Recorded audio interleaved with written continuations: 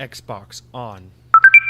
Welcome to Xbox On, a podcast with one host about one console, Xbox. I am said host, Jesse DeRosa, and on today's episode, we'll be talking about the latest Xbox news for the week of March 9th, 2023, including Starfield has been delayed again, but we finally have a release date, and we also have dates for a new dedicated Starfield showcase, as well as Microsoft's annual June Games Showcase.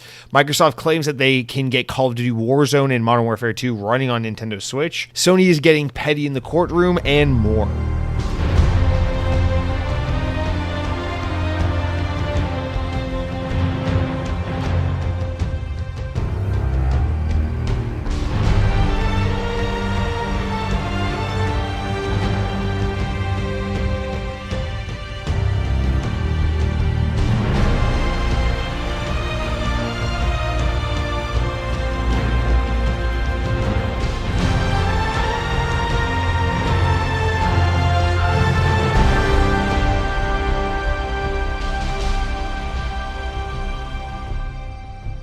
And on this day in Xbox history, in the year 2006, Tom Clancy's Ghost Recon Advanced Warfighter came out. Yep, that was 17 years ago.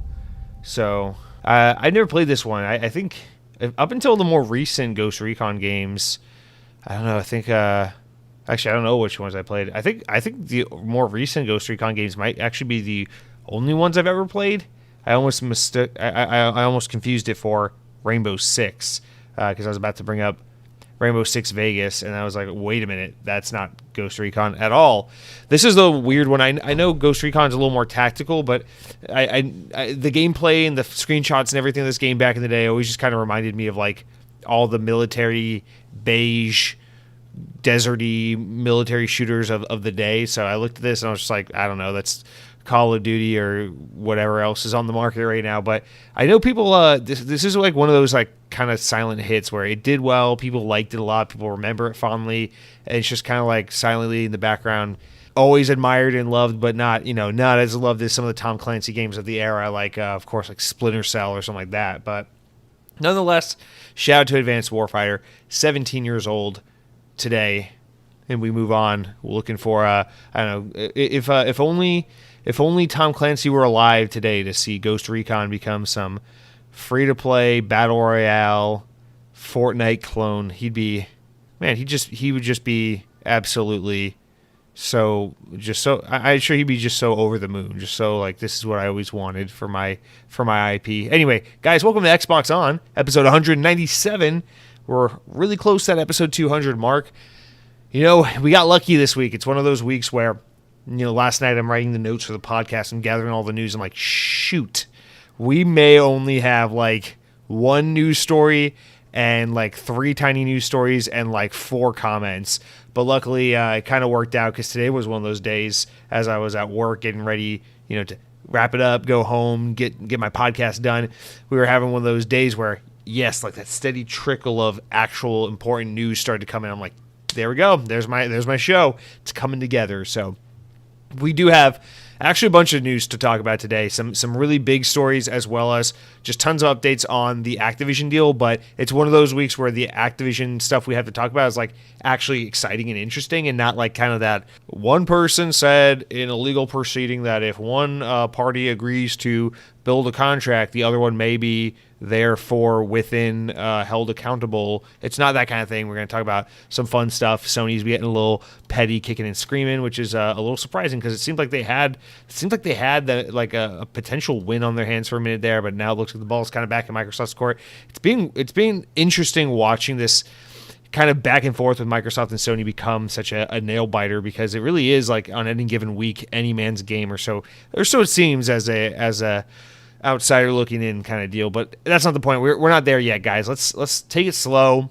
and start out this week with our opening segment of the notable games releasing this week. And we've had tons and tons of big games coming out so far this week. It's been a very busy start of 2023, and this week thankfully has been a little bit of a breather. So if you're inundated with Hogwarts Legacy and Atomic Heart and Woah Fallen Dynasty and Destiny 2 Lightfall and all this stuff that's just been coming left and right, hitting you in the face, This week's a little bit of a breather. There's only one real big notable release that I think Xbox gamers need to stop what they're doing and pay attention to, perhaps. And that would, it's not even a proper game. It's an update. It's an expansion. It's a battle pass. Let's call it what it is. It's a battle pass. Halo Infinite Season 3 is now out. Echoes Within. It's available as of yesterday from when I'm recording this. So yeah, it's a little embarrassing to say, but hey, they got here. It only took a year, but we got Season 3. The largest multiplayer update for the game yet. Season 3 Echoes Within offers a 100-tier battle pass, new maps, a new mode, and for the first time, a new weapon and equipment item into the game. So tons of new content. I have not jumped into this yet. I probably won't do so until the weekend. I gotta be honest, I am glad Season 3 is here. I did wrap up my Season 2 Battle Pass, so I've unlocked and done everything in Halo Infinite up to this point that I've needed to do. So I'm ready for Season 3, but I gotta be honest, as of late, I'm just not in a Halo mood, and I'm not really feeling this, although I'm hoping this weekend when I sit down, force myself to give this a try, that it sucks me back in and kind of excites me about Halo again, just because I want to see, what's the new content look like. Apparently, it does have some surprisingly interesting kind of story stuff going on with this multiplayer season, so I'm interested to see that more than anything, but also try out this new gun, see these new maps.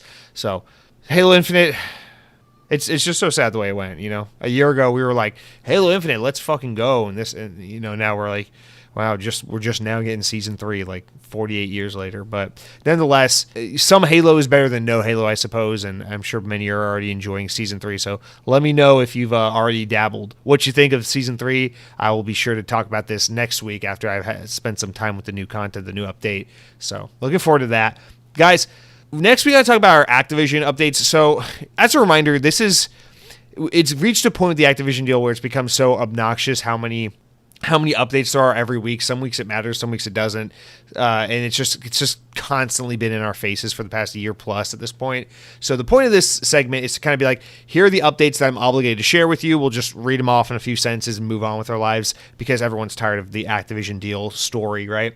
But this week is one of those weeks where I have like 8 news stories pertaining to the Activision deal we have to cover, and they range from like mildly amusing to like pretty damn important.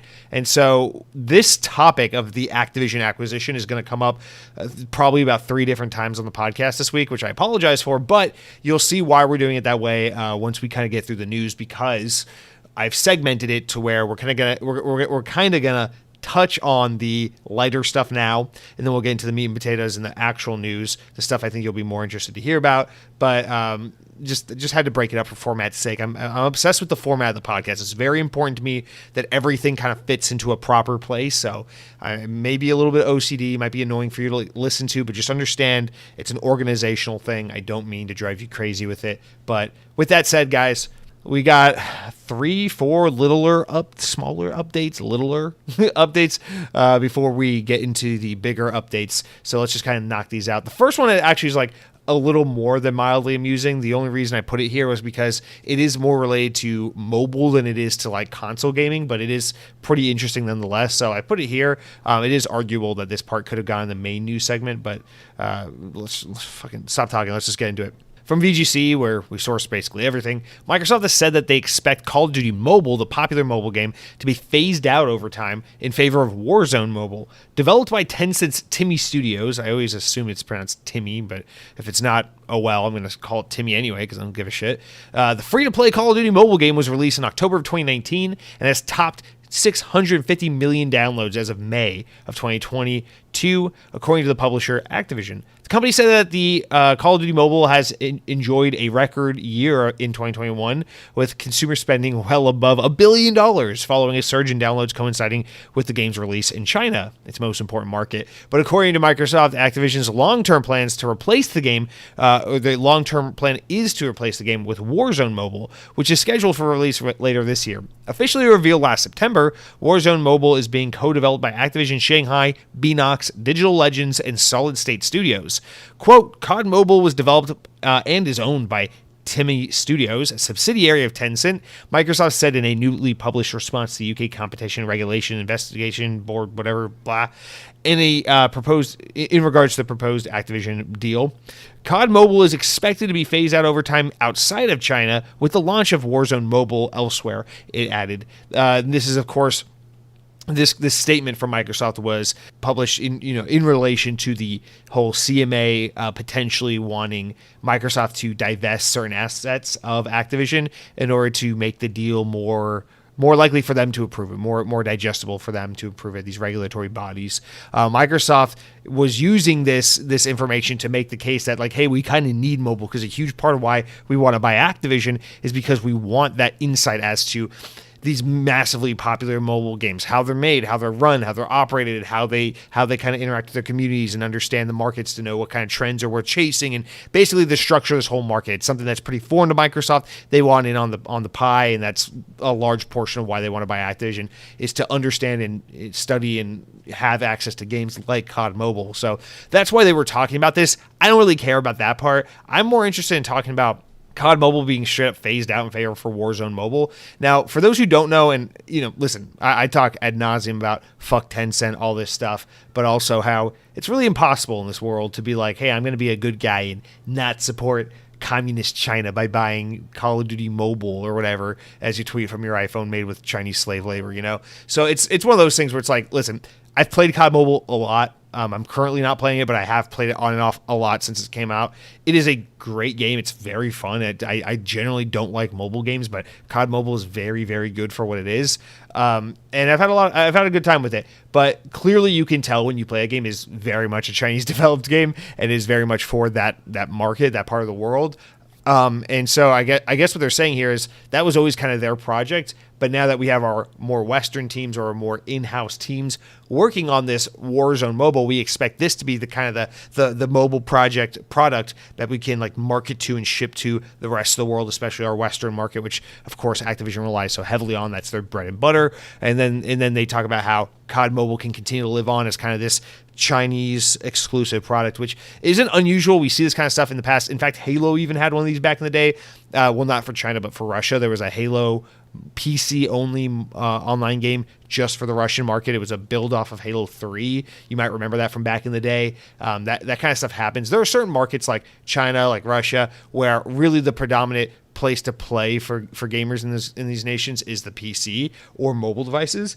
And we've seen it commonly, time and time again, Crossfire, Call of Duty, Halo, these different products where they try to create specialized versions of their games just for these markets. And so it seems like that's kind of always what COD Mobile was supposed to be, in that now they're going to kind of let it live on and be that way. It sounds, based on what they're saying, is that basically Call of Duty Mobile, I'm sure it's been a hit in the West, doesn't seem to be as important of a product or as big of a game for them as, as it has been for like the Chinese market. And so that's why they're trying to take something that's like as popular as Warzone and adapt it for mobile to try and capture the Western audience more and more. That could be conjecture, but I just wanted to note that because I think it's pretty interesting to see that Microsoft's keyed in on this. They're talking about it. It matters to them. Activision's openly kind of talking about these things. Warzone Mobile is not out yet, but it is something that has been in the works for a while. We've been hearing about for a while, so no doubt that'll probably be a big thing, although it is kind of interesting to get this news at a time where we're just learning that Apex Legends Mobile has been completely canned. Even though it's already been released, they're now going to remove it from the App Store and take it down.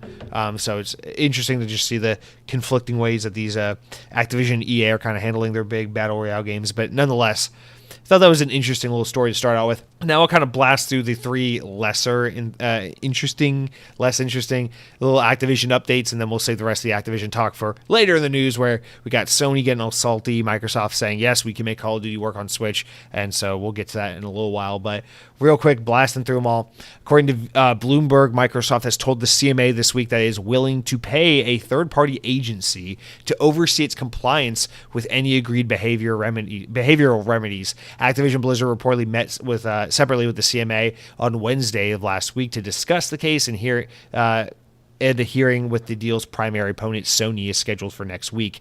And now it's important to note, Microsoft has successfully subpoenaed Sony, so Sony is going to have to provide basically internal notes and documents and stuff to kind of make their claims, because basically what that means is Microsoft suspects Sony has certain things to say and certain data that would help them make their case, and withholding that is kind of giving Sony an unfair advantage. So they're basically legally calling for Sony to present certain types of information and data that the courts have required Sony to share. And so this is kind of the start of us being able to get some look into kind of how Sony's operating and thinking about this acquisition, this deal, so we can try to get some more honest and accurate kind of perspective from Sony, and to take that in conjunction with the things that Microsoft has been saying.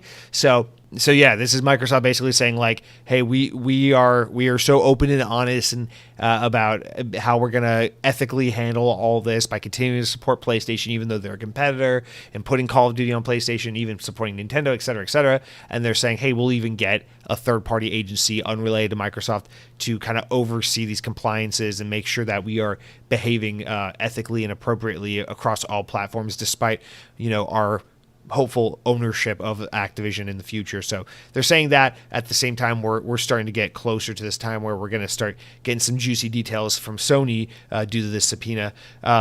Also to note, the EU and the CMA are due to rule on this Activision deal on April 25th and 26th, respectively. So the EU on the 25th and the CMA on the 26th. So we are just a little over a month away, I guess a month and a half away or so, from really getting.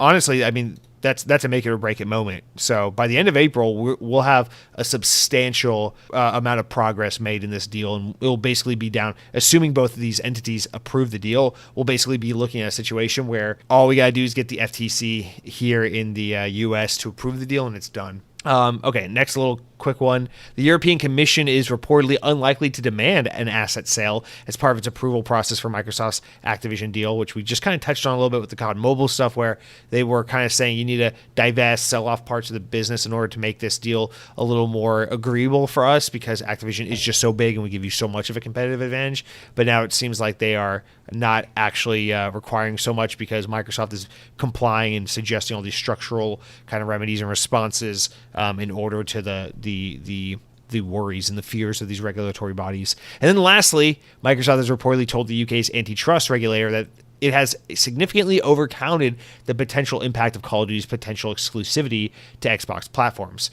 Rima Alaili, the corporate VP of Microsoft's competition law group, told Axios that the Xbox firm commissioned a YouGov survey in January, finding that just 3% of PlayStation players would switch to Xbox would it make the Call of Duty series exclusive to that platform, completing an acquisition of Activision.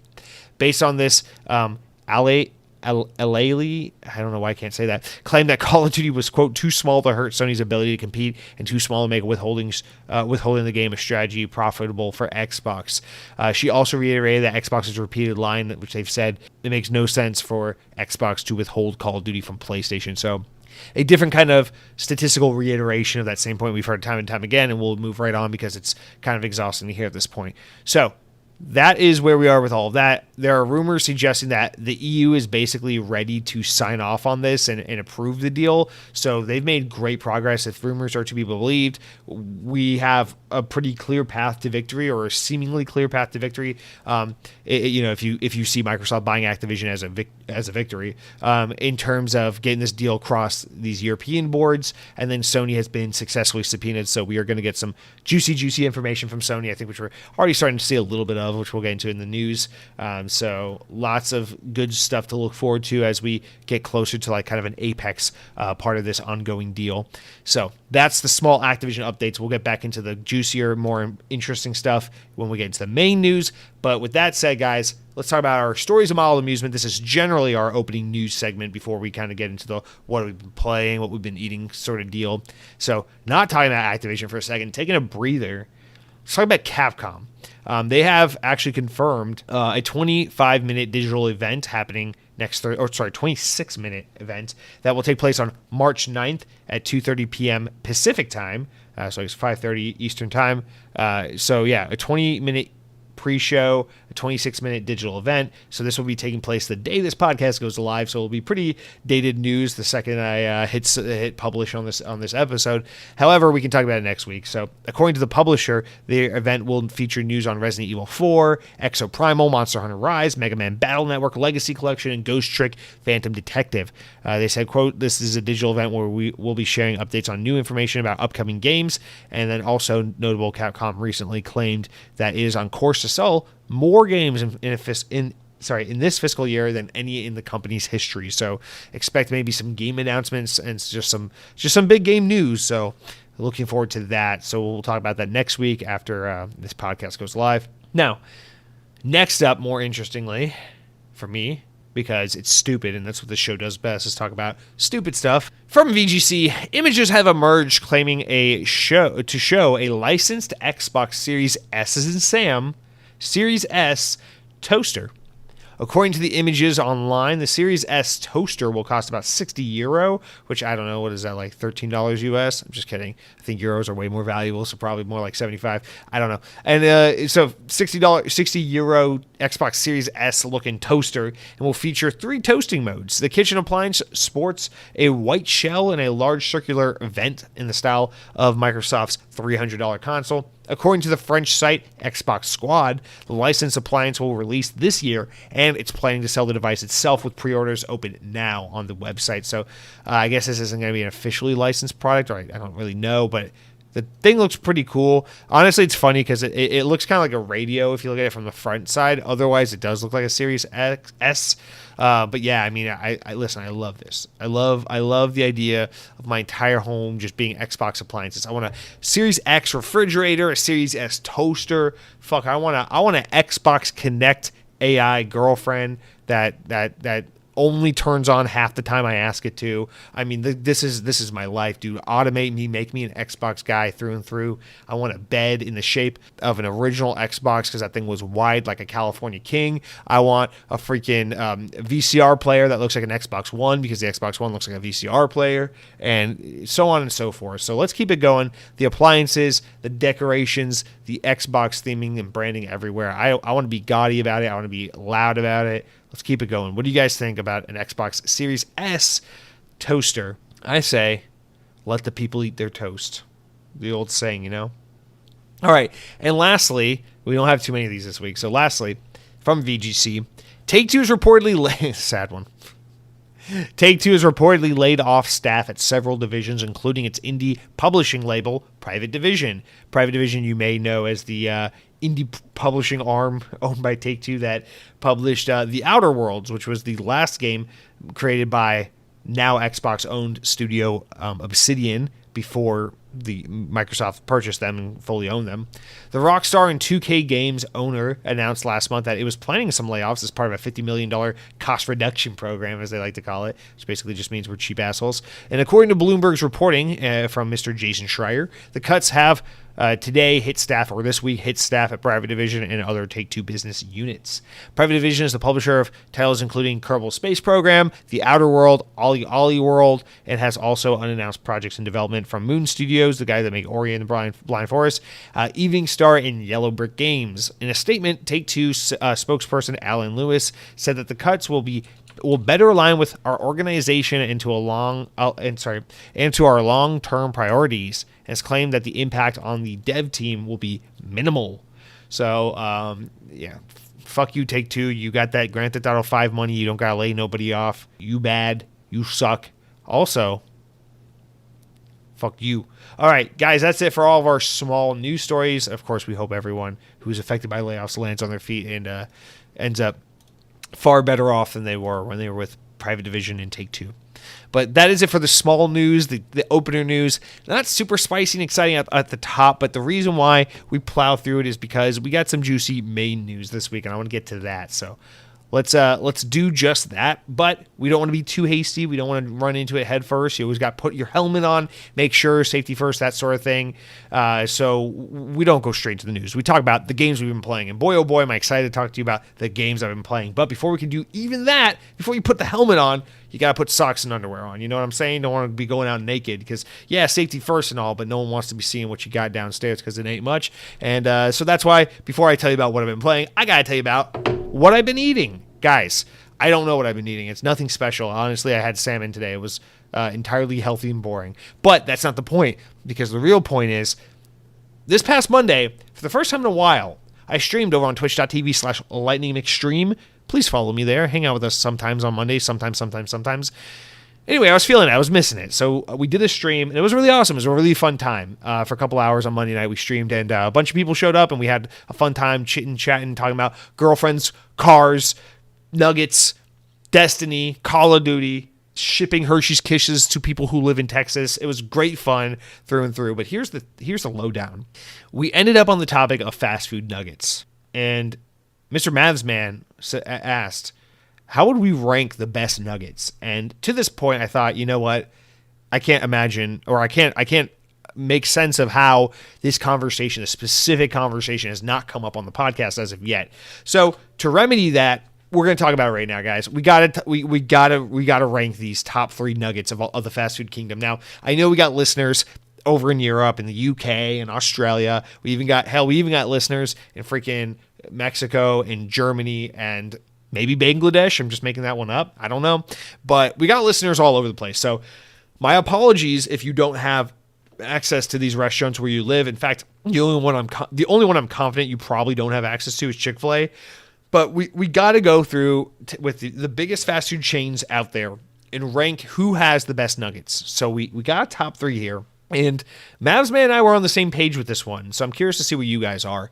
Where we said if we're doing top 3 fast food nuggets, maybe a controversial pick, but the number 1 is going to go to the Wendy's Spicy Nugs. And you got to understand that I don't say that lightly. I do not like Wendy's. I'm not a Wendy's man, okay?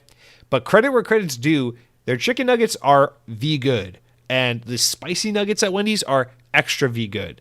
Now, another thing you can do there is they used to have a creamy sriracha sauce. They recently got rid of it, but now they have a ghost pepper sauce, which is kind of similar. It's a creamy ranch-based spicy sauce that's awesome, and you should probably eat it. And you pair that sauce with their nuggets, whether you get the regular nuggets or the spicy nuggets. I think it's by far the best flavor, a little bit of juiciness in the middle, and it has a crispiness with a nice breading and flavor on the outside that I think most fast food restaurants really fail to nail. For the number 2 spot, we put the McDonald's chicken nugget because McDonald's nuggets are much like McDonald's fries, McDonald's burgers, where, like it or not, there's nothing that tastes like McDonald's. You can tell me McDonald's is the worst food you've ever had. That's fine.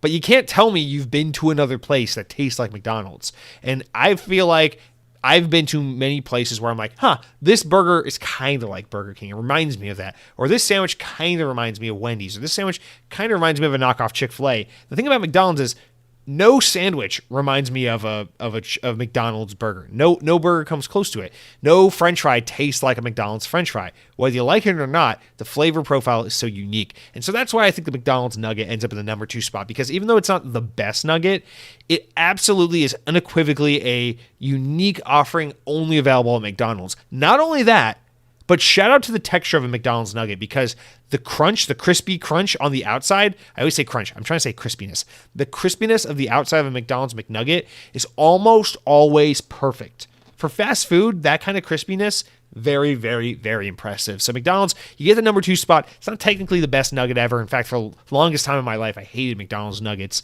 But once I grew a taste for them, I really did begin to appreciate their uniqueness as well as their crispiness. So shout out to McDonald's. You get the number 2 slot. And then at the number 3 slot, I think we agreed on one that I'm still a little torn about. I wouldn't be opposed to replacing my number 3 if I found a good enough pick, but I think for now we put Chick-fil-A in the number 3 spot for nuggets. Now, the strong suit of Chick-fil-A is, of course, always with Chick-fil-A. You feel like you get a higher, more quote-unquote premium quality of food at Chick-fil-A compared to other fast foods. But not only that, but Chick-fil-A also just serves a different nugget. It's not as boxy or tombstone looking of a nugget as, the way most fast food nuggets look. The Chick-fil-A nuggets look like actual nuggets of chicken. It looks like someone actually took a dead chicken and cut it up into nugget pieces and breaded and fried it and everything. Not only that, but the pickle brine on a Chick-fil-A chicken, whether it's in a strip form, nugget form, or filet form, is always a welcomed little kick to the flavor profile. But I think the most important thing is not only are Chick-fil-A nuggets fairly decent on their own, great flavor and all that, Chick-fil-A sauce, dude. Chick-fil-A sauce is so good. So having something like a nugget, which is a food that demands to be dunked, is so extra enjoyable at Chick-fil-A because Chick-fil-A sauce offerings are so strong. So it makes the nuggets extra enjoyable. Now, where Chick-fil-A fails to impress is, of course, the fact that their nuggets are completely soft. There is no crunchy, crispy anythingness happening on a Chick-fil-A bite of chicken ever, pretty much. Yeah, that's pretty confident saying that. So that is a big detractor. But when you compare it to what the other guys have, Burger King, their nuggets are so hit or miss. Ain't much else out there. What am I thinking of? Popeyes, they don't even do nuggets because they're so good. They only do boned in chicken and strips. I'm just kind of blinking. I'm not going to say something as regional and hard to find as like Jack in the Box or something like that because most people don't have access to it. So when I'm thinking of the major chains, probably going to go Wendy's at the number 1 spot, McDonald's the number 2 spot, Chick-fil-A the number 3 spot for nuggets. Now, Taco Bell, if you're listening, and I know you are, if you want to create your own chicken nugget and enter in the race, I'm sure you can remove, at the very least, I'm sure you can beat out Chick-fil-A for that number 3 spot. But I'd love to see you try. I'd love to see you make it all the way to the number 1 spot. Taco Bell, we're counting on you. Okay? So that's it for what I've been hypothetically talking about, food related, but not necessarily eating. I'm curious to know what you guys think about ranking the best fast food nuggets. Let me know your thoughts in the comments. And until then, as I patiently and eagerly await your comments, let's talk about the games I've been playing this week. Okay, so last week I was talking about Hi-Fi Rush a little bit. I finished up Atomic Heart, and I was like, I got to get through Hi-Fi Rush. It's a really good game. I'm really enjoying it. I want to see it through the end. It's not a very long game. Let me kind of check that off the list so I can go back to enjoying my games as a service that have been milking me of time. I didn't get back to Hi-Fi Rush at all. I played one more mission, and then that was it. So I will get back to this, but this week I ended up putting it on hold because stupid shit we'll get into in a minute. Next thing I want to mention is obviously Halo Infinite Season 3. As I mentioned earlier in the show, I'll get back to that. I'll get into that this weekend. So I meant to get into that maybe a little bit yesterday and just ended up not doing it. But here are the 2 games I have been playing, and so I wanted to note these ones. Number 1, and this is the big one, Destiny 2 Lightfall. I told myself I was going to beat Hi-Fi Rush and then jump into Lightfall, and I didn't do it because my nephew was like, hey, I'll play with you. And I was like, whoa, someone wants to play Destiny with me? And so I caved, and I started playing Lightfall sooner than I really expected to. But I'm glad I did because you know what? Destiny is that game that whenever a new expansion comes out, I buy it, I play it, I really enjoy the hell out of it, and then sometimes I'll stick around for a month or two and play a bunch of Crucible and Strike missions and work on my gear and just try to really like hammer out all the new shit that's happening in Destiny, play a season or 2 of multiplayer. And then sometimes an expansion will come out, I'll play through the expansion, and then I'm like, cool, done. That was a nice 10 to 15 hours of Destiny. I'm out until next year when the next expansion comes out. That's kind of how last year was for me with Witch Queen. It was a really awesome expansion. I really loved the campaign on Witch Queen, but it was just the timing of it all. I just wasn't really in a huge Destiny mood when it happened, and so I kind of hung it up after the campaign. So it's been a little while since I've really gone gung-ho with Destiny, and long overdue if you ask me, because Destiny really is in my opinion, one of the great modern games. It's kind of weird because Destiny itself, in my opinion, is such a special, excellent game. Yes, it's had its ups and downs. There have been low moments for this franchise, no doubt. Even its very launch back in 2014 was a little bit of a low point for it. But I just personally think between the simplistic, addictive nature, how good the game feels to play, just with that being among the most compelling of any first-person shooter in the history of the genre, paired with the incredible art direction and art style of this game, and just how beautiful it looks. Like, does Destiny have great graphics? Yeah, but that's not even what I'm getting at. Destiny just has insane vision and art direction and creative design. It's so pretty to look at. And I don't know, every time I play Destiny, it's just one of those things where I'm like, oh yeah, I kind of adore the hell out of this game. I know it's controversial. I know a lot of Halo fanboys out there are just like, I wish there was an alternate timeline where 343 never existed and Bungie worked on Halo forever and ever and ever. I'm not one of those people. I actually think the best time for me and I say this as someone who grew up with Halo, as someone who loves the original Halo trilogy, loves Bungie Halo, played Halo Combat Evolved and Halo 2 when they were new games. I'm definitely a product of the Halo 3 era just due to my age. Oh my God, are you kidding me? Halo 3 came out when I was in middle school. That shit's my fucking existence. Like half of my identity is that 2007 to 2009 or 10 kind of time frame of like fucking the old Modern Warfare, Black Ops, Halo 3, Halo Reach. Like that is me. That will forever, that will be me as an old man when I'm 70 bitching and moaning about how those were the great games of all time. But even being a person like that, I have to acknowledge and say, I think the reality we got where Bungie split off from Microsoft and went on to create Destiny, and where Halo then got handed to this newly formed 343, and then we got Halos 4 and 5.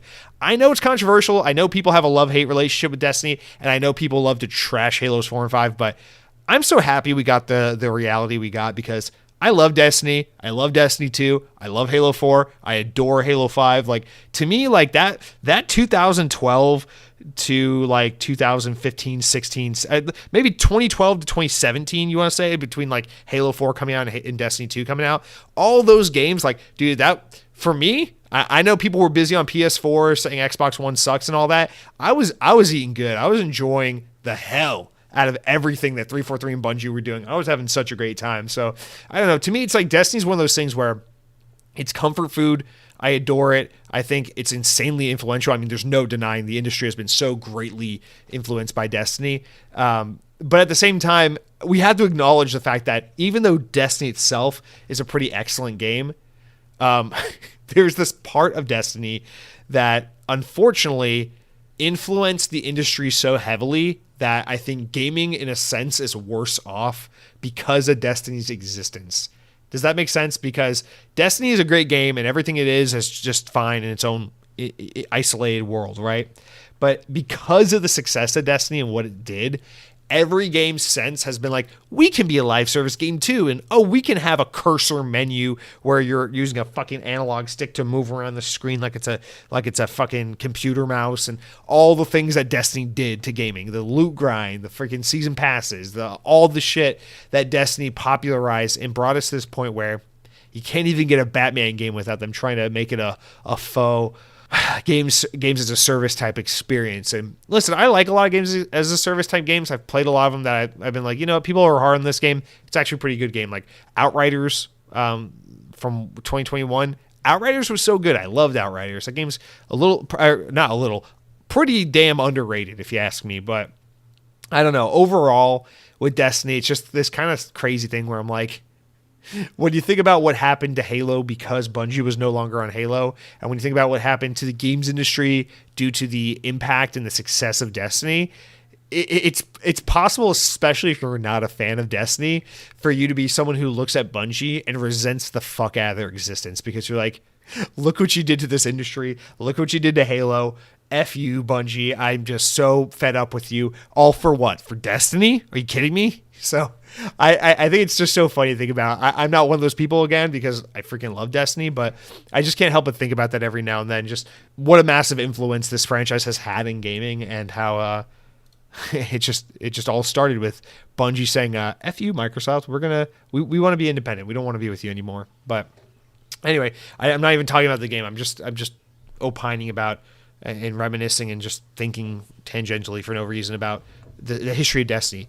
So the Lightfall expansion, what can I say about it? Well, I'm only about halfway through the campaign content right now, but I'm really digging it so far. I actually think, and I see a lot of people who are really down on the Lightfall expansion, but I think I'm kind of in the opposite situation. This is kind of a bit of a Avengers Age of Ultron situation where everyone's hating on it, and I'm like, I kind of dig it. I think it's really good, but everyone really prefers the one before it. I'm like, I think I might like this one better. I like Lightfall a lot because the story is super, super bare bones and simplistic, and while I generally would prefer better storytelling, especially because when Destiny does good storytelling, they do it very well.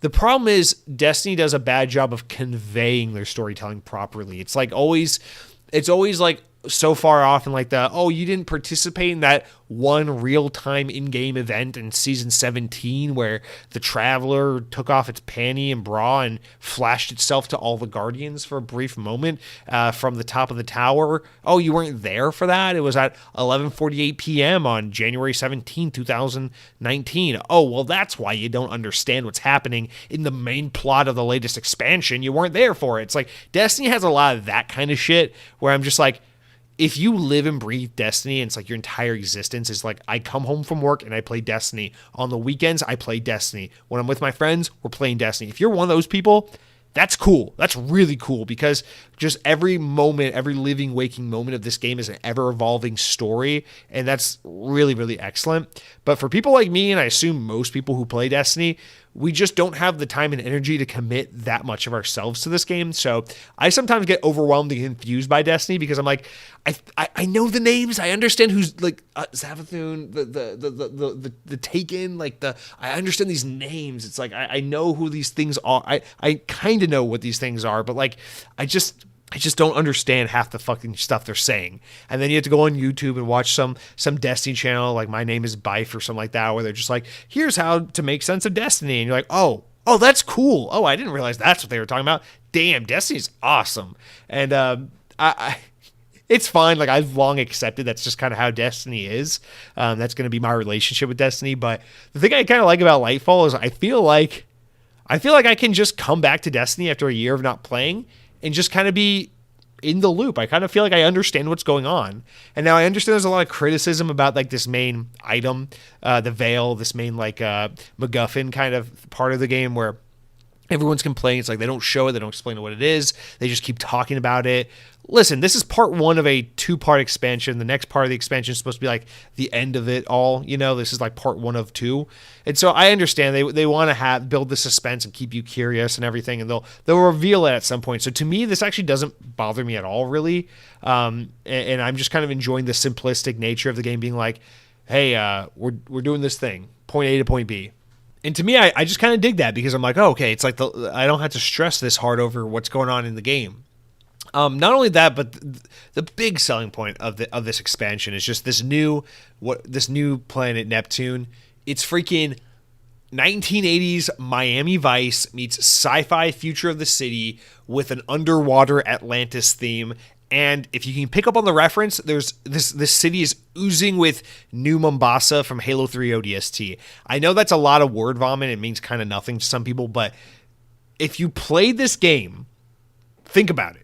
If you play Destiny 2 Lightfall, think about it. 1980s, Miami Vice, Halo ODST, New Mombasa, and the lost city of Atlantis. Morph these 3 things together, and you have this new planet Neptune in Destiny, and it's fucking awesome. It's so cool. It adds so much new, rich variety flair to Destiny that the game did not already have anything like. And it's so excellent. It's just more of that incredible art design, art direction that Destiny just is masterful in, flexed and used creatively in a new way that we've never seen before. And it adds so much freshness, so much fresh environment, so much more fresh, so much of a fresh world to explore in this expansion, and I'm so in love with it. I absolutely adore this new locale in Destiny 2 Lightfall so much.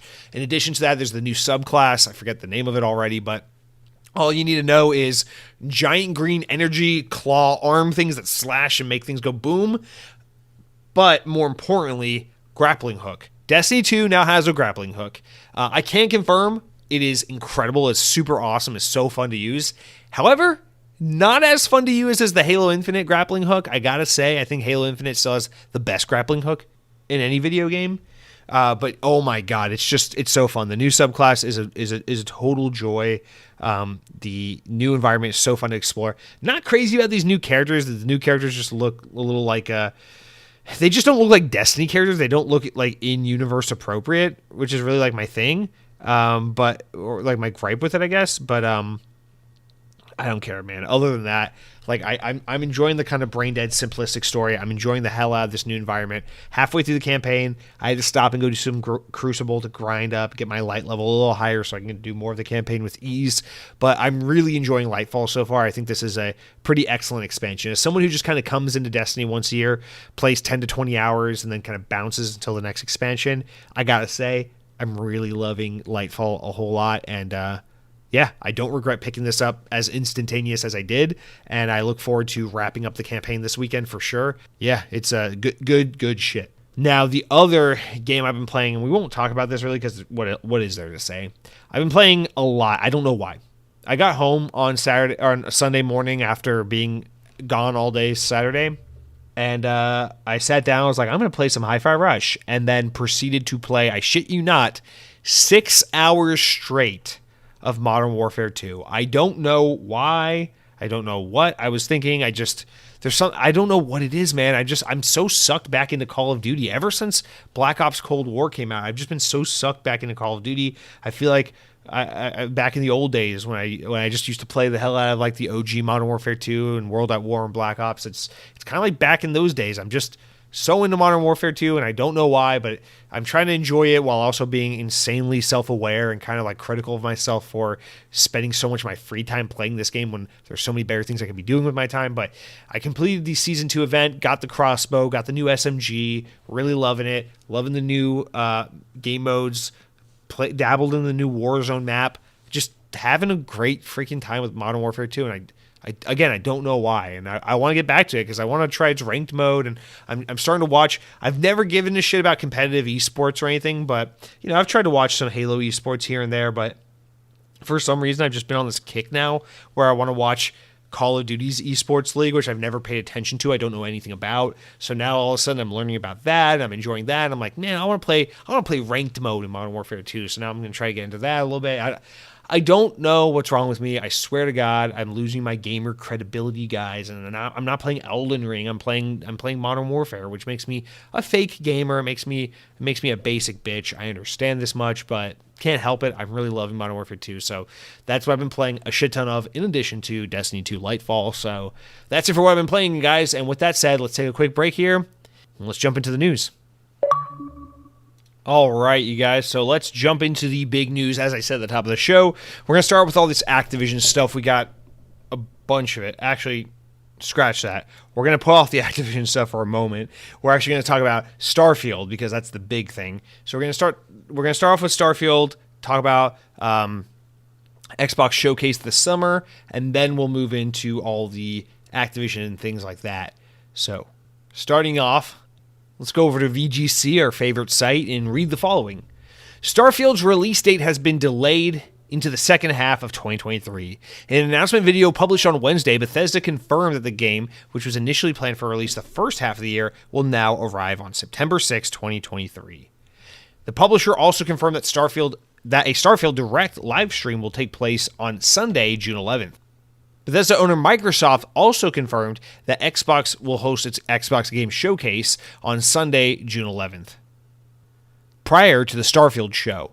This would place it on the weekend between Summer Game Fest and E3 2023, making it officially not part of E3, as rumors suggested. Quote, "From myself and everybody here at Bethesda, we are so excited to finally tell you that Starfield is coming out this year," Todd Howard said as part of the announcement video. We have poured ourselves into this game, and even I'm surprised how much we can pour. It is large. Howard also referenced the Starfield Direct, which is scheduled to take place in June during what is traditionally thought of E3 week. But, quote, he says, "But also this June, we're going to bring you into the studio and give you a deep dive into the game during our Starfield Direct. There's so much that we still have to show you." Alrighty. So, big shakeup here with the line. We thought that Starfield was going to have its Direct, and then we're going to get our Xbox Showcase. But it's quite literally the opposite in the most immediate sense of the matter, where we're going to have the Xbox Showcase, and then immediately afterwards, the Bethesda Showcase for Starfield will take place. So, I don't know. I'm not crestfallen over this. I see a lot of people who are sad about this. I think this is awesome news. I don't know how anyone could see this as anything other than good news. Now, I know there were rumors earlier this year that Starfield might shadow drop, that Starfield might actually somehow beat out Redfall, even though we knew it was supposed to come out after Redfall. Ideally, realistically, the time frame for this game would have been like a June release date. But here's the thing is, as much as I wish it were a June release date, because I sorely think June, July, and August get shafted so freaking hard when it comes to game releases, September is entirely acceptable and realistic for it, because the fact of the matter is, dude, the first half of this year is so jam-packed. You're really going to sit here and tell me that between freaking Hogwarts Legacy, Destiny, Atomic Heart, Redfall, Minecraft Legends, etc., etc., etc., all these games coming out, you're really going to tell me that, like, oh man, there's just nothing to play. Starfield got delayed till September. Listen, I don't want to make excuses for Bethesda and Microsoft. I understand delays are disappointing. If you're really looking forward to Starfield, if it's your game of the year, if it's your most anticipated title and you've been just dying to play this game for years, I get it, man. A delay is disappointing. I was disappointed with Halo Infinite got a delay. The 500 times to get delayed. I wasn't, I wasn't particularly excited to have to wait longer, but your understanding of the matter, you want the game to come out when it's good and ready and not prematurely. So you have to accept it, take it on the chin. It's not exciting news necessarily, but it is what it is. Personally, with Starfield in this case, I guess as someone I'm moderately excited to play Starfield, but I'm not clamoring for Starfield. I don't think this is by no means my most anticipated game, and my life isn't I'm not living or dying by whether or not Starfield's available to play. So I guess for someone like me, it's easy to see this and be like, great, the first half of this year is so jam-packed with shit, I'll take all the time I can get between now and Starfield. So I think September still, especially this early in September, still allows for it to be kind of released in this window where it can just breathe and be left alone, especially on Xbox. And it gives Game Pass it gives Xbox Game Pass this huge like boon of like kick off the summer with Redfall and end the summer with Starfield, where at the beginning and the end you get two big things. I still think ideally Starfield coming out in like June, July would be even better, but how often do games really come out in June and July? So I feel like this just kind of works as best as it can, and it just kind of is what it is. Now listen up, like we all know COVID obviously had a huge impact on game development, and so a little bit of a delay here and there for Starfield, totally understandable. But also, like, I don't mean to excuse make. It's just like games that are this big and this intricate and this open-ended and stuff, I just feel like it's one of those things where like Bethesda can't really know what the game's, like they're like, oh, okay, it's January and we're telling you it'll be out in November, like it'll be out 11/11/21, whatever. Like I understand that's a nice idea, but like they can't really know, And then in 2022 they're like, okay, well it'll be out the first half of 2021 or 2023 rather. All that tells us is that they're really, really hoping and expecting it to be able to launch sometime the first half of the year, but they still can't even commit to something firm because who knows? You could reach a point where it's like, okay, we're in the polishing stages and fuck, this whole part of the map is completely fucked. If you go over there, you turn to polygon pixel dust and the whole fucking game blows up and deletes your save and emails nudes of your dog to all your ex-girlfriends. Like, it's a total mess. We can't release the game in this state. Just gotta delay it. It's one of those things where, like, I don't know, man. I don't understand how game development works. I'm not going to pretend to, but I do feel like I have enough exposure to how turbulent game development is just from following games news for so long that you kind of understand it's not easy, man. A lot of shit goes sideways when you least expect it, and you cannot account for everything. And with games being as big and as intricate as they are today, it just gets even harder. There's even more unknowns to solve for. There's even more unexpected setbacks that will arise. And I don't know, like if I'm purely speaking on behalf of Bethesda, I don't feel bad at all that the game is delayed, and I totally understand it, and I'm like, take your time, do what you got to do. If we're talking about Xbox and maybe Bethesda as a publishing arm, like a ZeniMax type deal, yeah, maybe it's like, well, you really shouldn't have announced this game for a November 2021 release date. That was wishful thinking. You were misleading people. Yeah, that's probably true. And that's a whole separate conversation we can have about how games are way too prematurely announced and dated when they don't need to be and things like that. Which I think is a valid conversation. I know we've had it on the show before, and I think there's still plenty of opportunity to discuss that because it's a huge problem that has not gone away. But I can't find myself being disappointed overall this news because I want Starfield to come out in tip-top shape. I want it to be excellent. I think they really don't want to have a Cyberpunk 2077 on their hands. I think following Fallout 76 and the kind of turmoil that game went through in its earlier days, they do not ever want that to happen with one of their games, period, no exception. So they want to get this right. There's so much writing on Starfield. The fact that the last big Bethesda game, Fallout 76, had a turbulent launch, plus the last big Xbox game had a turbulent launch and post-release content roadmap with Halo, plus Game Pass really needs a mega hit. Yes, it's had some nice surprises with Hi-Fi Rush. It's had some great third-party support with Woah and Atomic Heart, etc., etc., etc. Game Pass needs a fuck you, everyone pay attention to me, whoa, they got what now type of game. And it's been a while since they've had one. In fact, it's absolutely been since Halo Infinite since they've had one of these games. And it won't happen again until Starfield comes out. Even though Redfall is going to be a big one, it's a great get. It's an awesome addition to Game Pass. Nothing's going to be a bombshell game the way Starfield is. And so also Starfield is going to be this first game coming from the Bethesda merger, where it's like, this is a Bethesda game that's going to be like so heavily associated and tied and just indelibly part of the whole Microsoft Xbox ecosystem, that between all these factors added up, there was a lot of pressure on Starfield. It's got to perform. If this game is anything shy of excellent, it's going to be a bomb. And I don't say that from a personal perspective. I believe it will be a shitty game if it's not excellent. I mean that from the perspective of everyone is going to be looking for every reason to shit on this game. They took it away from PlayStation. PlayStation fans are going to have a fucking field. Not PlayStation fans. Fans of PlayStation are normal humans. PlayStation fanboys, toxic PlayStation fanboys, are going to have a fucking field day trying to look for ways to pick this game apart because it's an Xbox game only now. And like I said, the whole Game Pass needs a win. Halo Infinite had its issues. Fallout 76 had its issues, et cetera, et cetera. There's no way to sugarcoat it. Like, they have to. I think between Microsoft and all the games have had to delay and cancel and push back and show, but then not be able to show again, and just all the shit happening, Starfield they just don't have any other choice. So that is what it is. I don't think there's much else to say about it. We'll get the Starfield Direct. It seems like what's going to happen is it'll be June 11th, that's a Sunday. It's always a Sunday for Xbox. They always do Sundays. And so, yeah, you'll get your Xbox Direct probably around 12 o'clock Eastern time. And then around 1:30, you'll get immediately following it your Bethesda thing. Now, the question is, what does this Xbox showcase look like? We know that Phil Spencer's teased some smaller updates, kind of like the 007 remake kind of style thing between now and then. But this game showcase this summer, this is going to be the big heavy hitter. Halo is basically dead. You just move on. Starfield, we already know it's got its own separate event. It's coming out in September. Redfall will have been out by the time this event happens. It will be well past a month after its release. So we're not talking about these three games anymore. Where are we? Minecraft has been out. Hi-Fi Rush has been out. We're done with all that. Where are we? Well, the only thing Xbox has to talk about that's coming out like imminently or soon is Forza. And you can't have a whole game showcase on Forza. And we know this is about like the roadmap for Xbox. So I'm expecting we got to see something, man.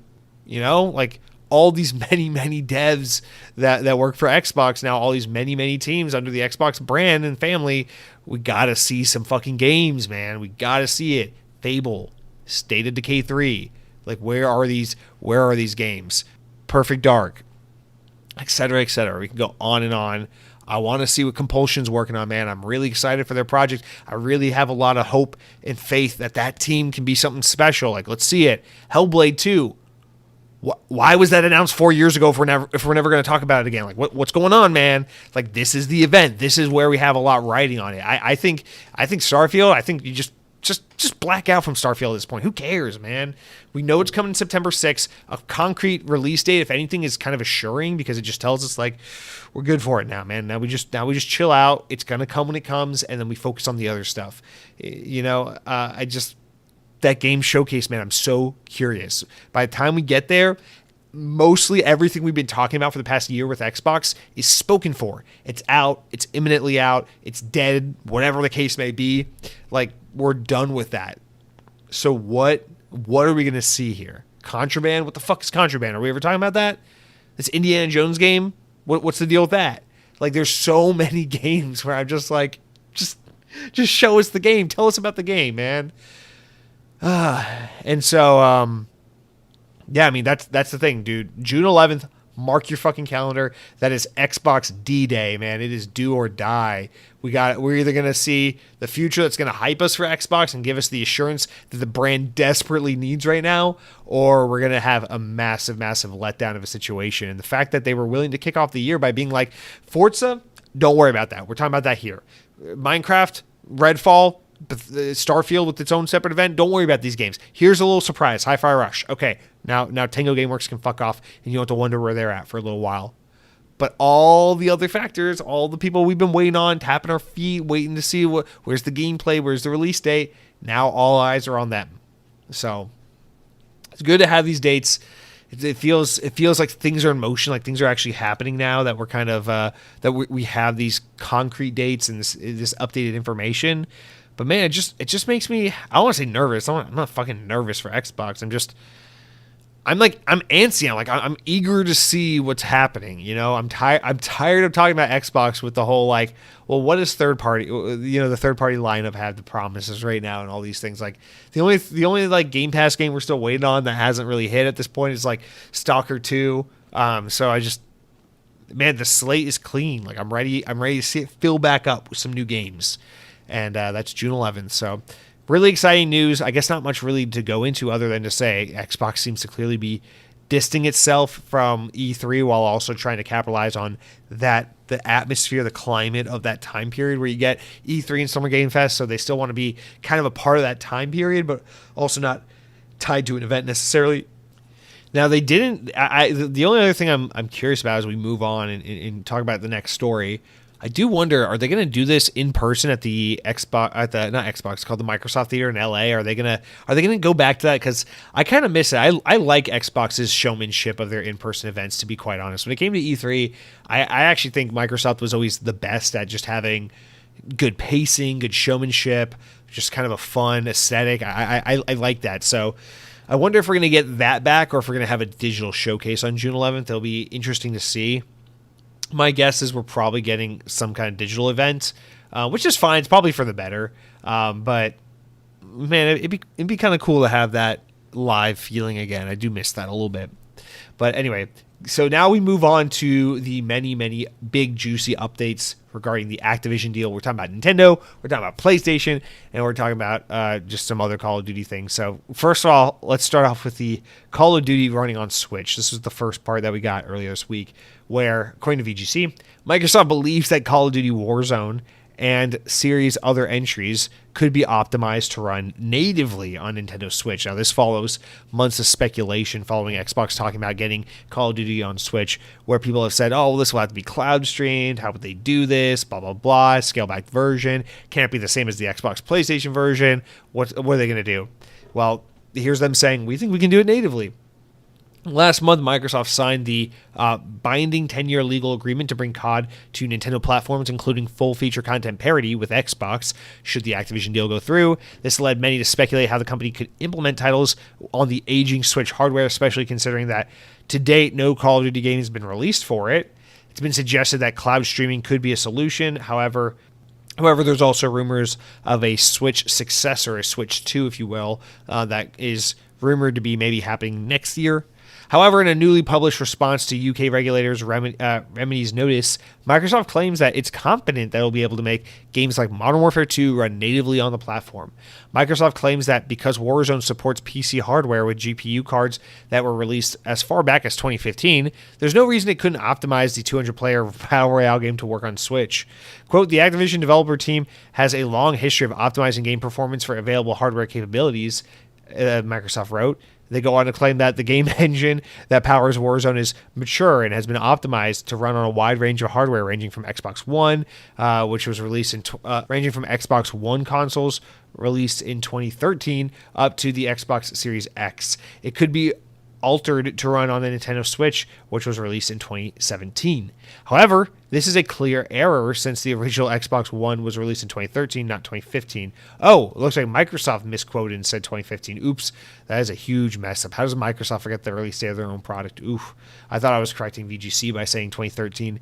Anyway, Microsoft then cites Apex Legends, Doom Eternal, Fortnite, and Crysis 3 as similar titles that have been successfully ported to Switch using standard techniques. They wrote, the parties are confident that in addition to Warzone, COD buy-to-play titles such as Modern Warfare 2 can be optimized to run on Switch in a timely manner using standard techniques that have been used on games like Apex, Doom, Fortnite, etc. At launch, Apex Legends on Switch port was dogged for frame rate issues, image quality, draw distance limits, which made the game severely compromised compared to its PC and console versions. However, Doom Eternal, which was ported by Panic Button, only runs at 30 FPS during the gameplay and 20 FPS during cutscenes. It's also a linear single player FPS title compared to a massive Warzone 200-player battle royale type enormous map game. Fortnite, another battle royale game similar to Warzone, although significantly is a smaller map and runs at 30 FPS on Switch. Warzone 2, which was released on PS4, PS4 Pro, Xbox One, Xbox One X, struggles to maintain 60 FPS on those consoles according to testing from Digital Foundry, making the likelihood of achieving similar results on Switch very slim. Now, here's my thing is, could we just get Warzone running at 30 FPS on Switch and that would be okay? I know Call of Duty, its signature trademark for basically as long as it's been around has always been buttery smooth 60 FPS. However, does that have to be the case on Switch? Can we do 30 FPS? I mean, does the integrity and the optimization performance and all that of a game really fucking matter if you're trying to play it on the Nintendo Switch? Like, you gotta ask yourself that. Does it fucking matter? Like, if you're the kind of person who's going to use your Switch for anything other than Nintendo first-party games, do you really deserve to have the full-fledged experience? You got to ask yourself. And so I got to be honest, man. I am a little bit dubious of this claim. I do feel like Microsoft is putting the cart before the horse just a little bit here. Because, yeah, of course, they're a software company. They're a hardware company. They know their shit, blah, blah, blah. And yes, the guys at Activision, the many teams at Activision have clearly shown time and time again throughout history that they are among the absolute best when it comes to optimization and performance.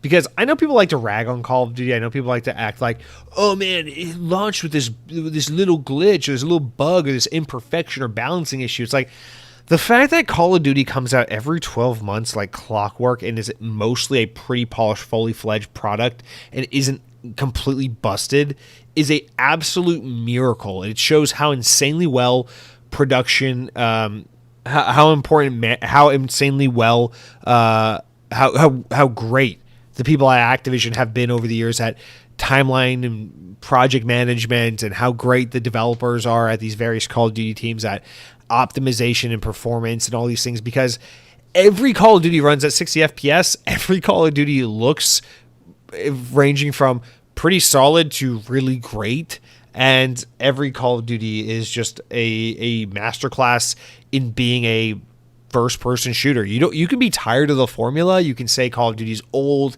it's uninspired, it's just a rehash, but there's no denying that every Call of Duty, whether you love it or hate it, is a pretty content-complete, full-fledged, full-functioning, well-polished, relatively strong first-person shooter, and that's why this series is so reliably good, is because they nail that every time. Whether or not you like the campaign or like the maps or like the meta or the skill-based matchmaking, or you think it's just kind of tired to have Call of Duty anymore, none of that part's relevant because they nail it every fucking year. So it's like, I do feel like between the talent at Microsoft and the talent at these various Activision-owned studios, it's like, yeah, I mean, if anyone's going to pull off something like 150-player Battle Royale on Switch, it's going to be these guys.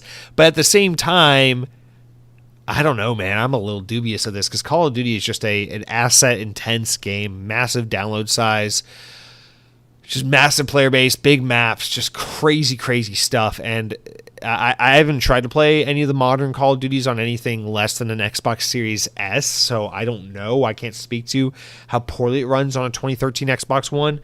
But yeah, man, I am a little dubious of this as well.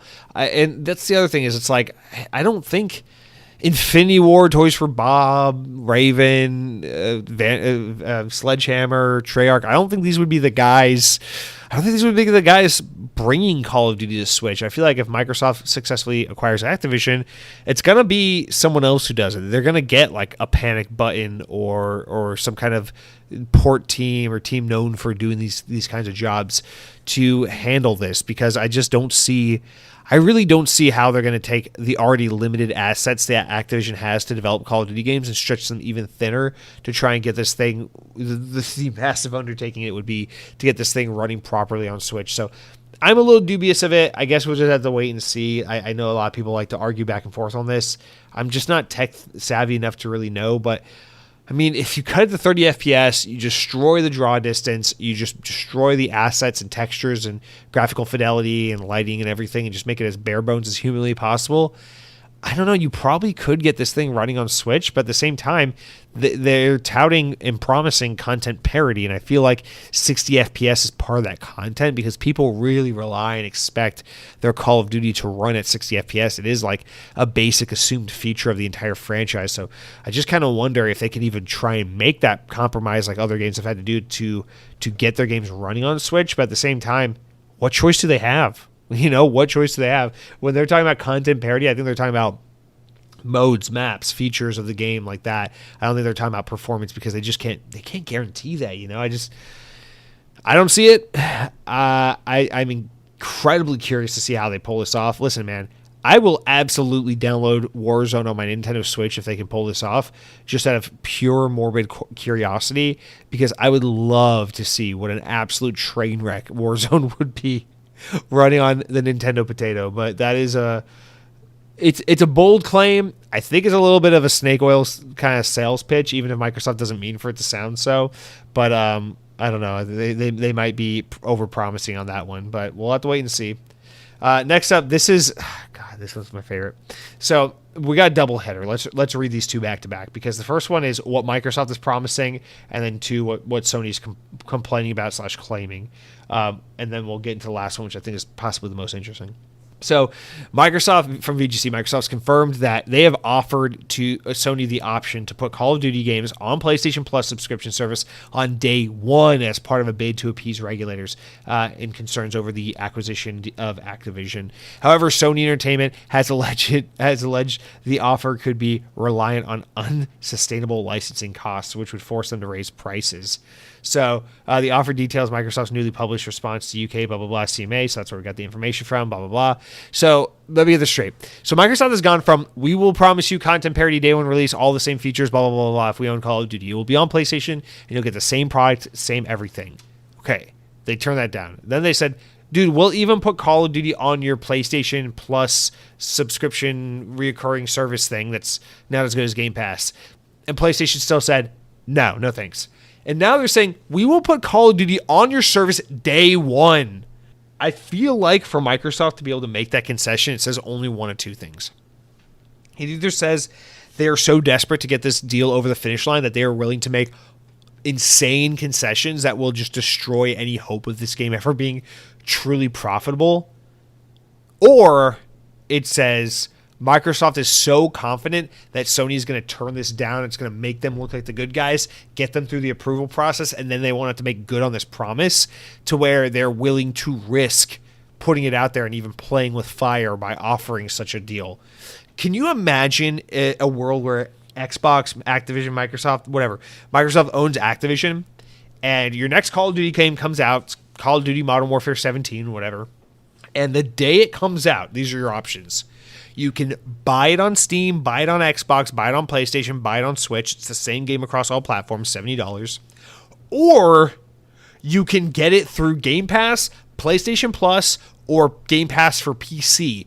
Day one, full content, everything. Subscribe to the service for $15 a month, and you will get Call of Duty day one. You do not have to pay for it. You think about how expensive it is to make a Call of Duty game and how well these games sell, and you're willing to do that? Put it as a included subscription day one product on the most popular platform Call of Duty exists on. That is so freaking ballsy. You got to think, like I said, again, one of two things. Microsoft's either insanely desperate that they're willing to sacrifice any financial prosperity from this franchise in order to acquire Activision, or they are so confident Sony's still going to be begrudgingly saying, no, fuck you, Microsoft, that they can offer this deal, know they'll get rejected, and then use that to look good in front of these regulatory bodies and say, we're trying so hard to play nice with these guys that just won't let us. And then they won't have to actually make good on this promise, but they can leverage the Sony said no to help get across the finish line with these regulatory bodies. It's got to be one of the two. Because this does not make sense. This makes zero sense. This is like I wanted to lose 30 pounds and avoid being at risk for diabetes and heart disease. So I ate nothing but Big Macs, breakfast, lunch, and dinner for 3 months straight. Like that's the kind of logic we're dealing with here, where they're saying, will put Call of Duty on PlayStation Plus on day one of release. That's insane. That's everything you need to know. So I have nothing else to say to that aspect except it is literally one of those two things I said and nothing more. That's all there is. And we'll just have to wait and see. But I assume Sony will turn it down and try to fight and kick and scream. And we know that because, well, look at this next story, which is that Sony has suggested Microsoft could release a degraded version of Call of Duty for PlayStation on consoles should the Xbox deal be struck with Activision. Issuing the provisional findings on the proposed deal last month, UK Regulatory Competition Markets Authority, CMA, raised concerns about Microsoft should they choose to apply a range of whatever we talked about. So these concerns include that withholding games or content from Sony, offering fewer features on rival consoles, and degrading the quality of Activision titles on PlayStation. So it suggests simply, in its simplest way, to ensure that there isn't a significant lessons. Let me restart. It suggests that the simplest way to ensure there isn't a significant lessening of competition would be to block the deal entirely or implement a partial divestiture of Activision Blizzard that would see parts of the business like COD sold off and removed from the equation. So that is absolutely insane. That is why Microsoft said that they're willing to get a third-party entity involved to ensure that it is fair and adequate on all platforms, that there's no favoritism being played, because that would be so stupid. There'd be no purpose in this deal if they just didn't get Call of Duty. That would be so dumb. And of course, the CMA is willing to offer something like that and say, well, why don't you just not do Call of Duty? You just don't buy Call of Duty, but you get everything else. Because Microsoft has been selling this whole deal as like, we want to get into mobile. We want to study the mobile market. We're trying to, we want Activision Blizzard King. We need mobile.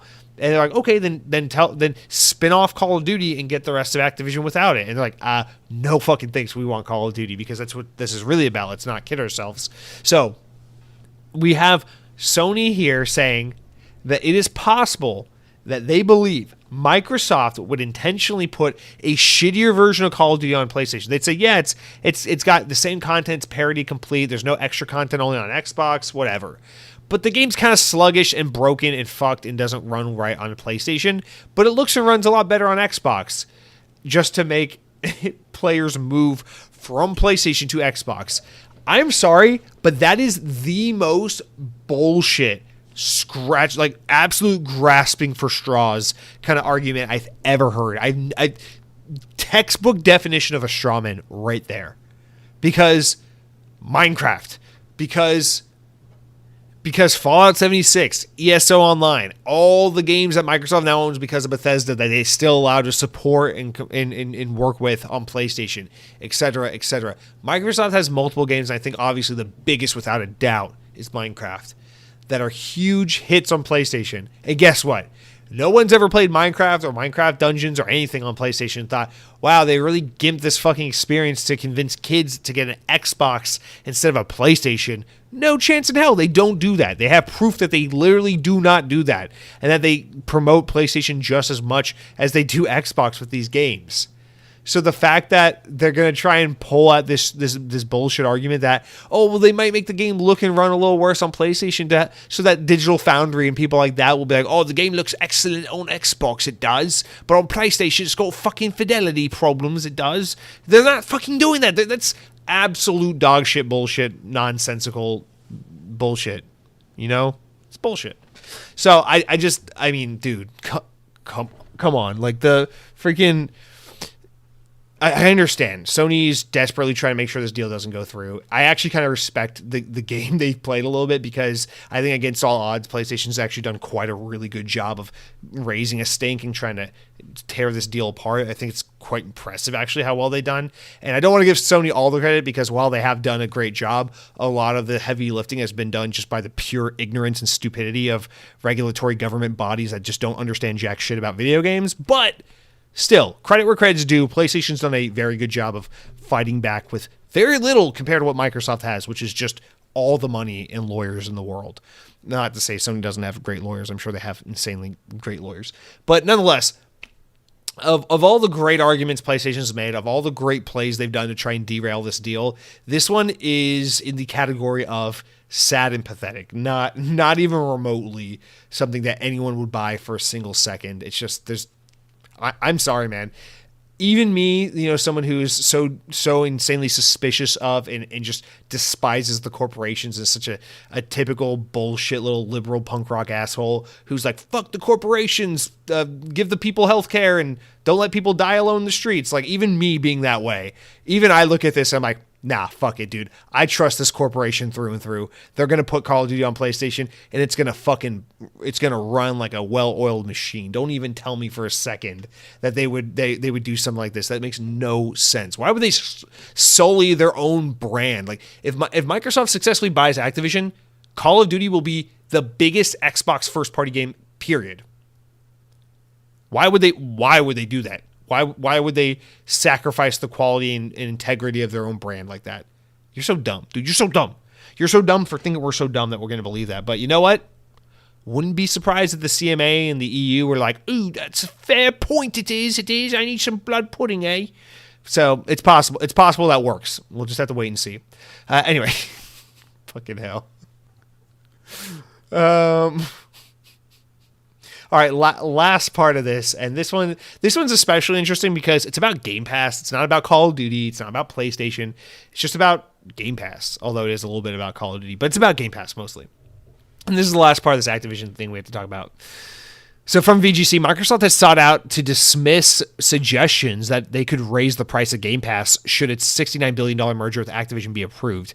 Issuing provisional findings of the proposed deal, the UK Regulatory and Competition Markets Authority raised concerns Microsoft could choose to increase the price of Game Pass following the addition of the popular Activision library, including Call of Duty. Quote, prices for subscriptions can easily be revised, and Microsoft may have an incentive to do so once they add popular games like Call of Duty to their service. However, in a newly published response to the CMA's findings, Microsoft says, you dumb bitch. No. They said that they don't plan to raise Game Pass prices due to the deal going through, and they claimed that doing so would be counterproductive because it would lead to a drop in subscribers. Quote, Game Pass will not increase as a result of the merger and certainly will not increase to a point that offsets the substantial benefits of Activision titles coming to Game Pass on a day-and-date basis. This is especially so given Game Pass will continue to be constrained by B2P, buy to play. Microsoft went on to point out that they did not increase Game Pass's price following the acquisition of Bethesda and gaining all that content to their service following the acquisition of ZeniMax, I should say, which saw them take ownership of franchises like Elder Scrolls, Fallout, Doom, and Dishonored. Quote, the integration of Activision Microsoft will result in classic elimination of double marginalization effects because Microsoft will be able to acquire these games at opportunity costs and will have the incentives to distribute them more broadly and increase the output of Game Pass relative to its counterfactual level. Of course, I could have said that, duh. In order to increase output, Microsoft will need to offer Game Pass at a lower quality adjusted price. This is exactly what Microsoft has done when it's added content to Game Pass from ZeniMax titles, resulting in additional content but no increase in the price. This is especially so given that Game Pass users are price sensitive and have an increase in the price of Game Pass would actually affect all users, including those that do not value or even play Call of Duty. Good point. Game Pass subscribers can cancel after any month of play, Microsoft continued. As Call of Duty titles are only released once a year, any impact would be short-lived as gamers who exhaust their enthusiasm for the new version of COD within a few months will churn because of the higher price. As such, any price increase would be counterproductive as it would increase subscriber churn rates, and this is at odds with the provisional findings assessments of Microsoft's rationale for the merger. So, Microsoft had a really, really savvy and good response here, and I only half buy it. We're going back to the Jesse that's suspicious of the corporations because I only half am in agreement and believe what Microsoft is saying here because I do agree. It would be insanely short-sighted and stupid if Microsoft got the deal with Activision approved, and then let's say like a month after it's approved, they're like, we're going to be putting every Call of Duty ever made in Game Pass starting today. And it's like, whoa, that's really cool. And then a month later, Activision's like, by the way, Game Pass Ultimate's now $20 a month and regular Game Pass is $15 a month. Suck it, losers. The thing is, they could do that, sure. And would it be justified? Technically, yes. But I don't think they would do that because the thing is, first of all, Game Pass's growth last year was underwhelming. Microsoft was not pleased with it. It definitely did not meet their internal expectations, although the service is growing. The point of these subscription services is to grow it so exponentially to the point where it reaches this subscriber count of like too big to fail. That's kind of like the goal for like your Netflix and your Spotify, et cetera, et cetera. And that's kind of where Game Pass is at, where, or they're in the earlier stages of that rather, where they can't just raise the price on Game Pass, because even though they're adding so many more games at such a high quality with Bethesda and potentially Activision, the fact of the matter is the amount of subscribers in general to Game Pass is so far short of where it needs to be for Game Pass to be this absolute juggernaut, ubiquitous thing where it's just like everyone I know is subscribed to Game Pass. Think about it like this. How many people do you know that are subscribed to Spotify or Netflix? Probably like 90 to 95% of the people you know. How many people in your immediate vicinity are subscribed to Game Pass? Probably not that many people. You know, depending on how much of a gamer you are and how many gamer type people are in your life, probably not many, probably like one or two people. So the thing is, Game Pass is super, super small in its penetration of the market by comparison. And so it's not at the point yet where they can up the price of the service and you just have to suck it up and deal with it, because it's still in its early growth phases. So even though it's going to exponentially increase the operating cost of Game Pass, Microsoft has not earned and reached the point yet where they can bump the price. Now, do I think Microsoft will change the price of Game Pass and up it in the future? I think 2,000.9 trillion% that is no doubt the intention for them down the road. I just think we're not there yet. And if this Activision deal were to be approved this summer and the deal was finalized by the fall time, I just don't think we would be at a point yet where they feel comfortable bumping the price. Again, nobody drops their Netflix subscription when it goes from $7 to $9 and then $9 to $12, because everyone has Netflix and we're all kind of stuck with it and we're all kind of addicted to it. It is what it is, right? Although Netflix is hemorrhaging users now, but for different reasons. However, Game Pass is not that service. Game Pass is like, oh, Game Pass is great. You get a great catalog of old games, and sometimes Xbox has a new game for you to play. You know, sometimes, we got Hi-Fi Rush. We got Halo a couple years ago. We keep hearing about Starfield. It's just not out yet. So for them to up the price just because now they have Call of Duty, Call of Duty is a huge one, but it's just one more game. And that's a fair point, Microsoft, and that's really going to work to their benefit, is that line where they're like, hey, not everyone's a Call of Duty fan. Just because you put Call of Duty in Game Pass doesn't mean 100% of Game Pass subscribers suddenly see more value, because if they don't like Call of Duty being part of Game Pass doesn't mean anything to them. And that's a very fair point. That'd be like Netflix being like, oh, yay, we had a massive success when we created the show Stranger Things. And because of that, we can raise the price of Netflix to $20 a month because everyone loves Stranger Things. It's like, well, what about people that don't love Stranger Things? To them, the service is no better or worse than it was before, and now you're just jacking up the price. You can't do it. It's got to be a shit ton of content over a long period of time in the face of a massive, ubiquitous install base, and that just is not what Game Pass is yet. It has it made progress towards that? Yes. Is the goal obviously to get there? No doubt, but I just don't think even with Activision we would be in that position yet. So that's where I stand on it. The fear is not unwarranted and not unjustifiable. I think it's actually quite rational to have that concern, but I just think we're a ways off from us getting there. So that's my thought on that, at least. But with that, we're out of the Activision woods, guys. We're back into other game realities. We can talk all about what else you want. What else do you want to talk about in the games industry? There's just so much to go through. I mean, there's projects getting delayed all the time. There's projects getting canceled. There's developer layoffs. There's, just what do you want to talk about? Oh, what woman has been, I'm recording on International Women's Day. Let's find out which women have been harassed in the games industry today. I'm sure that's a wonderful story on Kotaku about that, just that topic. No, thankfully not that. But we do have a story on the matter of game cancellations, because why not? So this one actually kind of hits home a little bit because I kind of want to play these games. But VGC reports via Nintendo Life reporting. So this original reporting from Nintendo Life, credit where credit's due. But I'm reading VGC's report because I don't like using Nintendo Life because there are certain people that work there that I despise. So I generally don't browse that website. But obviously we got to give credit to the proper source. So Nintendo Life got the scoop shout out to them. As the story goes from VGC, though, who've relayed it and added a little bit, several LEGO game projects have reportedly been quietly canceled at developer TT Games, according to a new report. Nintendo Life claims the project included LEGO Guardians of the Galaxy, a LEGO Disney title, as well as a mobile port of LEGO Worlds.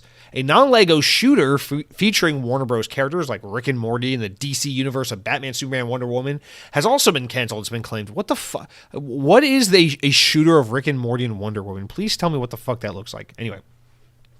VGC has reached out to Warner Bros. For comment on the report, and according to the publication, Project Marley, as it was called, was one of the canceled games. It was set to feature characters from Disney's biggest animated properties, including Frozen, The Muppets, Toy Story, Winnie the Pooh, Nightmare Before Christmas, and more. The game would have seen players explore a Diablo-like dungeon crawling experience, according to the report. Pause. I am weeping inside. I want that game so bad. All right, continue. The report also claims that following the release of Gameloft's Disney Dreamlight Valley last year, the project lost direction and was canceled after 4 years of work. That's insane. That's sad. That's so sad.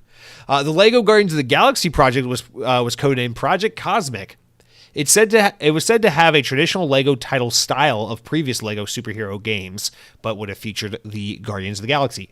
The game was allegedly set to feature Nova and Adam Warlock, both of whom are set to appear in the next Guardians of the Galaxy film. Suggesting that the game could have served as a tie-in, it was reportedly canceled after 18 months of development. Lastly, VGC reports that last year, the LEGO Group was set to announce a partnership with publishers outside of Traveler Tale or TT Games for console games for the first time in many years, including several LEGO sports titles from 2K. So we're still waiting to see about that. Hopefully, or possibly that is actually still coming. We just haven't got an official announcement. But yeah, looks like WB might license out the LEGO license to other developers to make other licensed products with the LEGO license. So, for example, LEGO NBA 2K. Okay. Now, listen, canceled projects, I don't know. There's not much explaining why things got canceled for the most part, with the exception of Dreamlight Valley and how popular that game was last year kind of helped put a nail in the coffin of this Project Marley, because it seems like the game probably wasn't coming together that well. And it was like, damn, there's this other big Disney game that just came out, so I guess it's just too much competition for something that's not really panning out. But oh boy, Project Marley, I want this fucking game. A dungeon crawler, but it's like a Disney crossover. I want it. I don't even know what you would fight. It can be like Kingdom Hearts style, like Heartless characters, but you can like pick your freaking dungeon crawling team of like, I want Winnie the Pooh with Buzz Lightyear and freaking Kronk from Emperor's New Groove, and you get together and you get Fozzie Bear in there and you fucking do the dungeon crawling and you get the health packs and you loot and you shoot and you grind, and it's just, I want that. I think that sounds so fun.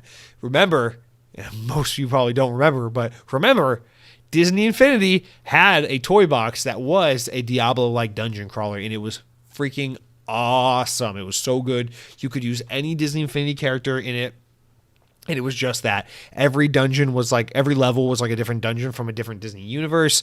The Pirates one was especially excellent, and it was so cool. You could be freaking Anakin Skywalker, or Joy from Inside Out, or Dory from Finding Nemo, whatever the hell your heart desires. Mulan, whatever. Pop in there and you do your dungeon crawling experience.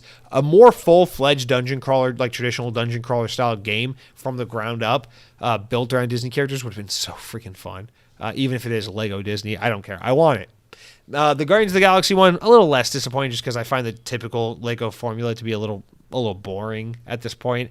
I feel like if you played one, you played them all for the most part, and I don't know. Even it would have been cool. Don't get me wrong, but Lego Guardians of the Galaxy, maybe they saw how the Guardians of the Galaxy game from Square Enix did, and they were like, maybe not. I wonder if that had anything to do with it, to be quite honest. So we could attribute that for the Guardians of the Galaxy game getting canceled. We can attribute Dreamlight Valley for the reason why this Project Marley was canceled, this dungeon crawler. And then as for the DC Batman, Superman, Rick and Morty shooter game that was not Lego, but was in development at Warner Bros. By one of the teams, what the hell was that game? I'm just dying. You're going to put a gun in Superman's hands? Like, is that really something you were going to do? Like, what the hell is that, you know? So, It sucks because we knew there was some turbulence at WB. For a while. They were looking at selling off all their gaming assets and trying to divest from gaming to help leverage some debt they've taken on.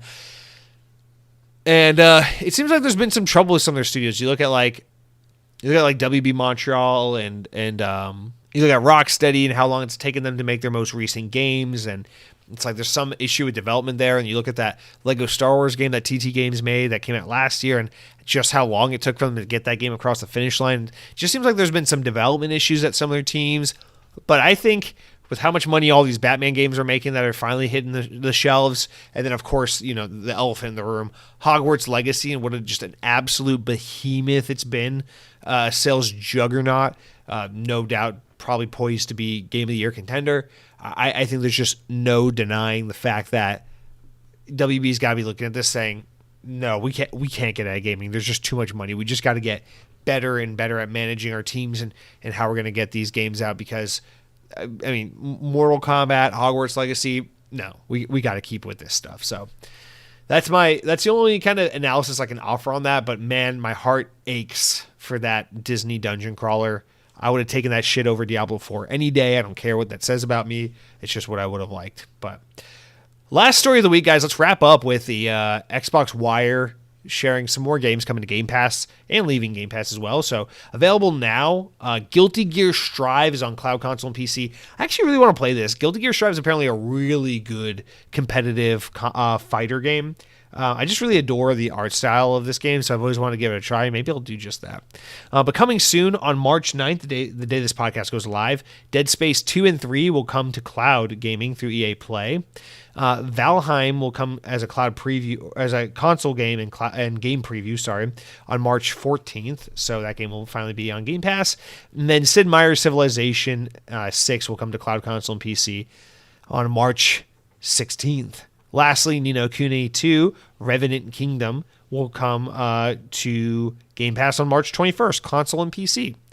Not only that, but the following games are leaving Game Pass on March 15th, so make sure you download them now or buy them while they're at discount before they're gone from the service forever. F1 2020 is leaving console via EA Play. Goat Simulator is leaving cloud, console, and PC, as well as Kentucky Route Zero. Apparently a great game. Marvel's Guardians of the Galaxy is leaving cloud, console, and PC. Hey, we just talked about that. Paradise Killers leaving cloud, console, and PC, as well as Undertale, Young Souls, and Zero Escape, the Nonary games. Yeah, I mean, Undertale, Marvel's Guardians of the Galaxy, Kentucky Route Zero, Goat Simulator. Those are some pretty notable games. So remember, they're all at a discount between now and when they leave the service, and then also you could just play them now for the next week or so before they're all gone, and that way you can kind of play them without having to buy them, if so to speak. So make sure to do so if you're interested. But guys, that is it for all of our news this week. Now, let's round out the podcast with our important enough news. Stories important enough to make the podcast, but not important enough to warrant our own discussions. Well, we're not rounding it out because we round out with the comments. So we're wrapping up news with that. So we got a few of these real quick. Windows Central reports that Redfall will have crossplay between Xbox and PC. And crossplay will support Xbox players on console, PC Game Pass players, as well as PC players on Steam and Epic Games. So, important to note. VGC relays that release dates for Hogwarts Legacy on Xbox One have been delayed again. The game was supposed to come out in April, but will now arrive in May, Warner Bros. Said this past Monday. Next up, Fortnite. It's getting a first-person mode likely in the next season, according to regular Fortnite leaker HypeX on Twitter, who claims that the mode will be introduced during the next season of content, although how it will be introduced is not yet known. Next up, an Xbox version of Neon White has been rated by the SRB. As spotted by Twisted Voxel, the game's rating page was updated to list Xbox One, Series X and S alongside already existing PS4 and 5 versions of the game. The Switch and PC version of the game already got the game, rather, PC and Switch did, and have separate ratings page. The critically acclaimed game, which was published by Annapurna Interactive, the guys who did What Remains of Edith Finch, was released on PC and Switch last June before coming to PS4 and 5 in December. I really want to play this game, so I hope this is true. I hope against all odds. I hope it's a Game Pass game because I would love to give this one a go. Sad one here, I guess sad, funny, however you want to put it. Sonic the Hedgehog creator Yuji Naka has admitted he's guilty to taking part of insider trading, the scheme at Square Enix that he was arrested for.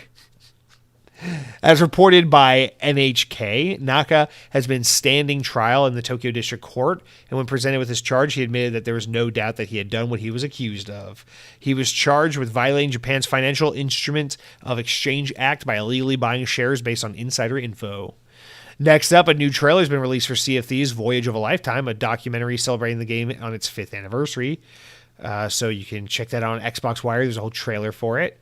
And lastly, Microsoft has officially announced a new color scheme for Xbox controllers, confirming a previous leak. The Velocity Green Wireless Controller sports Xbox's signature green color and is available now for $65 US. Joins the existing lineup of colorful controllers with the white background for no reason, the white backside, colorful front end. Like the Shock Blue, Pulse Red, Deep Pink, and Electric Volt. Shout out to Electric Volt. I love that color. But yeah, this one, I don't know, it looks like kind of like a pastel Eastery green, but they're calling it the Xbox green. I don't know, whatever. Teach their own. This one doesn't do it for me, but it's cool. Another option. Great for people. That is it for all of our news this week. You guys, now we round down. Pour yourself a glass of wine, light a candle, mood lighting, smooth jazz, anyone? And let's get into the comments, shout-outs, whatnot, questions. You go over to youtube.com. You know how it works. You click on Xbox On Podcast at Xbox On Podcast, where we now have over 1,000 subscribers. Thanks to all of you for making that possible. And you leave a comment. You say whatever the hell you want. I don't give a shit if you have a question about Xbox, if you want to comment on something we talked about in the show, if you want to mention something we left out but should have brought up in the show. I don't care if you want to tell me that my armpits smell like shit, even though it's an audio-only podcast, so you can only hear the way my armpits smell. How the hell are you smelling what they smell like? That makes no sense to me. But if you want to comment such a piece of writing, feel free to do so. Maybe one day when the EMPs go off and we all die, somehow they'll excavate and pull up this episode of the podcast and they'll see your comment about my armpits and they'll say, this must have been some entertaining relic of a previous civilization, and it will end up in a museum somewhere in the world one day. I don't know. Unfortunately, we didn't get anything that deep or that out of whack, so we do have 5 comments to get through this week, and lots of Starfield, Hogwarts Legacy, Halo, and just kind words all around. So let's get into all this. Starting with Cody Pavon, who says Starfield release dates were announced today, and the showcase is in early June, next to Hogwarts. I expect it to be one of my personal game of the years. What is your overall hype level for the release? Are you as excited for it as you were Atomic Heart before it dropped? And since no one has really ever says it back to you, hope you're having a great week yourself, Jesse. P.S. Shout out to the Toyota Corolla. Okay, Cody. Wait, hang on a second. Starfield really... Hogwarts Legacy, I expect it to be one of my... First of all, thank you. And I'm glad you're enjoying Hogwarts, and I think a lot of people will say Hogwarts is going to be their game of the year. I think Hogwarts is, as of right now, is a shoo-in for game of the year, although there's some games. Starfield, Spider-Man 2, there's some other games that might contend with that. But for now, I wouldn't be surprised if Hogwarts Legacy is game of the year. Now, when you say what is your overall level of hype for the release, are you as excited for it as you were for Atomic Heart? Are you talking about Starfield or Hogwarts Legacy? Because we all know Hogwarts is obviously out already, so I assume you're talking about Starfield. My level of hype for Starfield it's not that high at all. I'm incredibly curious to play it because we've known about it for so long. It's the next big game from Bethesda. I'm really excited to see what Bethesda, in a world where Starfield was developed stem to stern in this post-Witcher 3... Horizon Zero Dawn, Zelda Breath of the Wild kind of era of these other big open world, single player, story driven, Western RPG style games. Although I guess Zelda's like a Japanese adventure game with a lot of Western RPG influence. I don't know. Whatever you want to play. In a world where the open world genre has so drastically evolved, Elden Ring, all these games have come out since the heyday of Skyrim and have really shaken up player expectations. I'm really curious to see what Bethesda can do to top what they've done before, adapt to and adopt some of the best things that some of these modern open world games have done, as well as inject some of that authentic and unique Bethesda charm that only games like Elder Scrolls and Fallout traditionally have, and see how that plays out in a very modern game. I also think this is probably going to be the best feeling in terms of controls, best looking, least buggy Bethesda game we've ever seen. That's my expectation.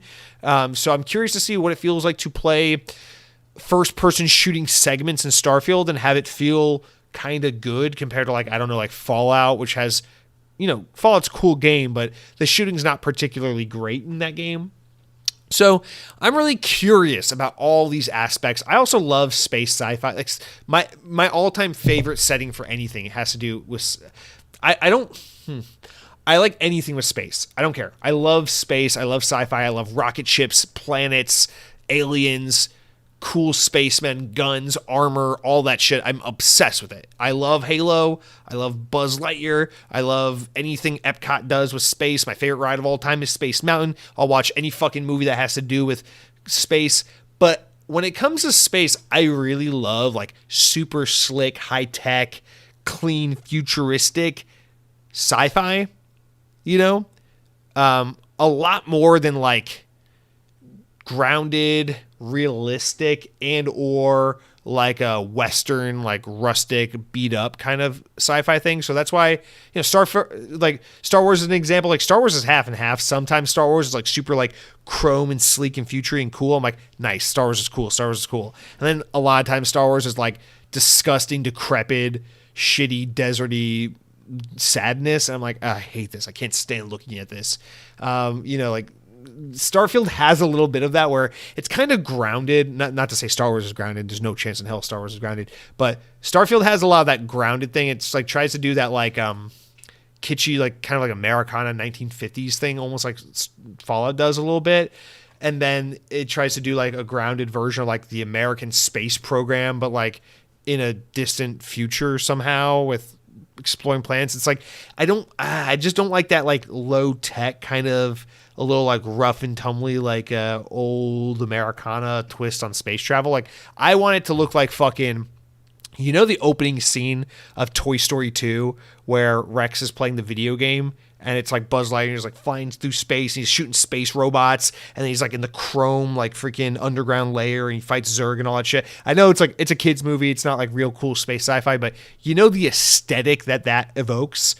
That's what I want in space. I want vibrant, saturated, and neon color everywhere. I want like dark, deep space. I want like chrome futuristic ships and weaponry and suits. And I want like just crazy shit.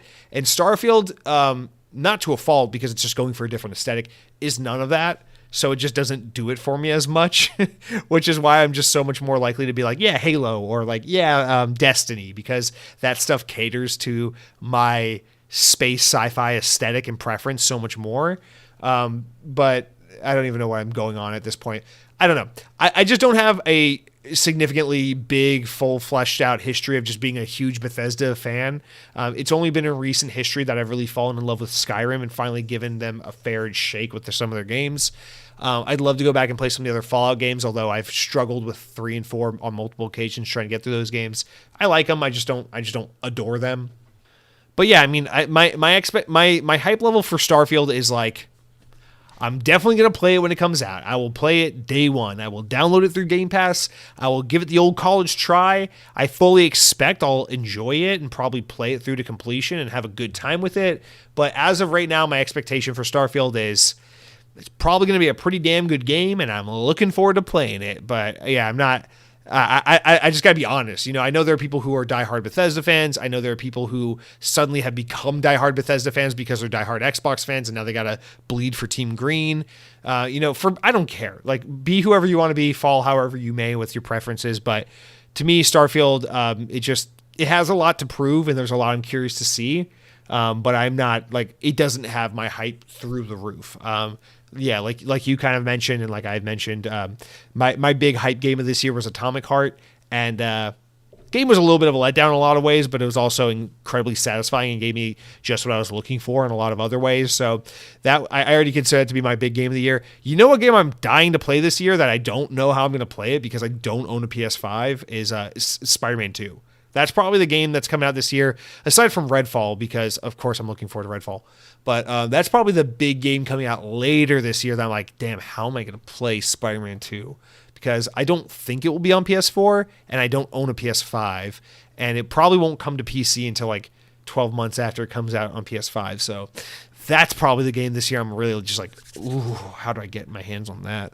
But yeah, shout out to the Toyota Corolla. I love everyman cars. Those are my favorite vehicles. I like Japanese, small engine, not too big of a vehicle, fun to modify, fun to play around with, but also completely unassuming and boring regular car kind of vehicles. Toyota Corolla has always embodied that well. I kind of hate Toyota Corolla since I moved to Florida because it's the official vehicle of people who drive way too fucking slow, but also I like the Toyota Corolla. Shout out to Toyota Corolla. I don't know why we're shouting it out, but rest in peace. You're not dead. You're one of the best-selling cars on the market, but rest in peace. Next up, Headhunting Halo writes in and says, Season 3 of Halo, and man, does it look good. I really doubt Activision deal will be getting shut down. I really want to play Hogwarts, but these battle passes just take so much of my time. And also, congrats over on the 1K subs on YouTube. Come meet me at the castle. I baked a cake for you. Peach. Nice little Mario 64 reference. Cute. Love it. Headhunting Halo. But I'm not jumping through whatever it is, 15 different worlds and fighting Bowser 3 times just to save you because, quite frankly, Headhunting Halo, I love you, but I don't love you like that. That being said, thank you for writing in. Hope you're having a wonderful week, sir. And dude, I am right there with you. I'm struggling these days. I feel so much with what you're saying here. It's like Hi-Fi Rush. What a great game. I love it when I'm playing it. Hogwarts Legacy. What a cool game. I really want to see more of that world. I really want to play more of that game. But every time I sit down on my Xbox, I'm like, okay, we're going to make progress on a single player game. I'm going to feel good about this. I end up getting distracted by like Modern Warfare, Halo Infinite, Destiny, Crossfire X, whatever, so on and so forth. I'm like, God dang it, dude. And like, I enjoy it in the moment. You know, I love putting on a good podcast, zoning out and playing 2-3 hours of Modern Warfare and just be like, yeah, this is good. But then you finish like, shit, I didn't make any progress on like any meaningful new game. It's a conundrum, dude. These battle passes got us hooked by the balls. These live service games, I'm telling you, there's good and bad because of Destiny. That's where we are these days.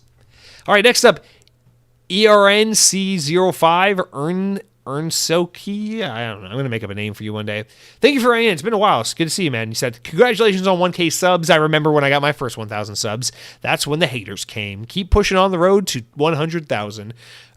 Bro, first of all, thank you for the congratulations, and I appreciate the comment. Good to see you. I hope you're doing well. I don't know that we'll ever get to 100,000. I was pretty confident that if I stuck to this and did it every single week for a long time, I'd hit 1,000 because I don't know. I feel like you got to be really, really bad at what you do if you can't hit 1,000 subscribers through consistent output of content and hard work. But 100,000, that's kind of in the category of like, you just got to be good. You got to be someone people want to go out of their way for. And I appreciate all you for writing in, but I don't know that Xbox On is ever going to have 100,000 listeners or subscribers.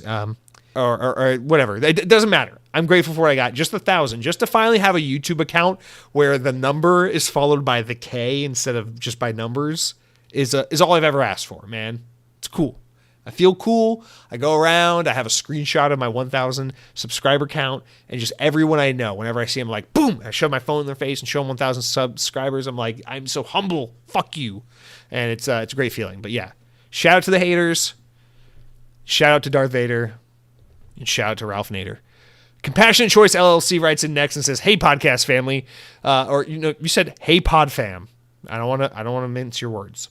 Hogwarts is my game of the year so far. I think it's lame WB is trend chasing and announcing Hogwarts show before the DLC for the game is actually out and doing well. Tell us all about your little weekend at Disney, Jesse. Also, Scorch and Pringles flavors are so good. Okay, a couple things here. Again, another person loving Hogwarts Legacy. Love to see it. Good for you, man. Oh, you also said there's a little PS, an asterisk here.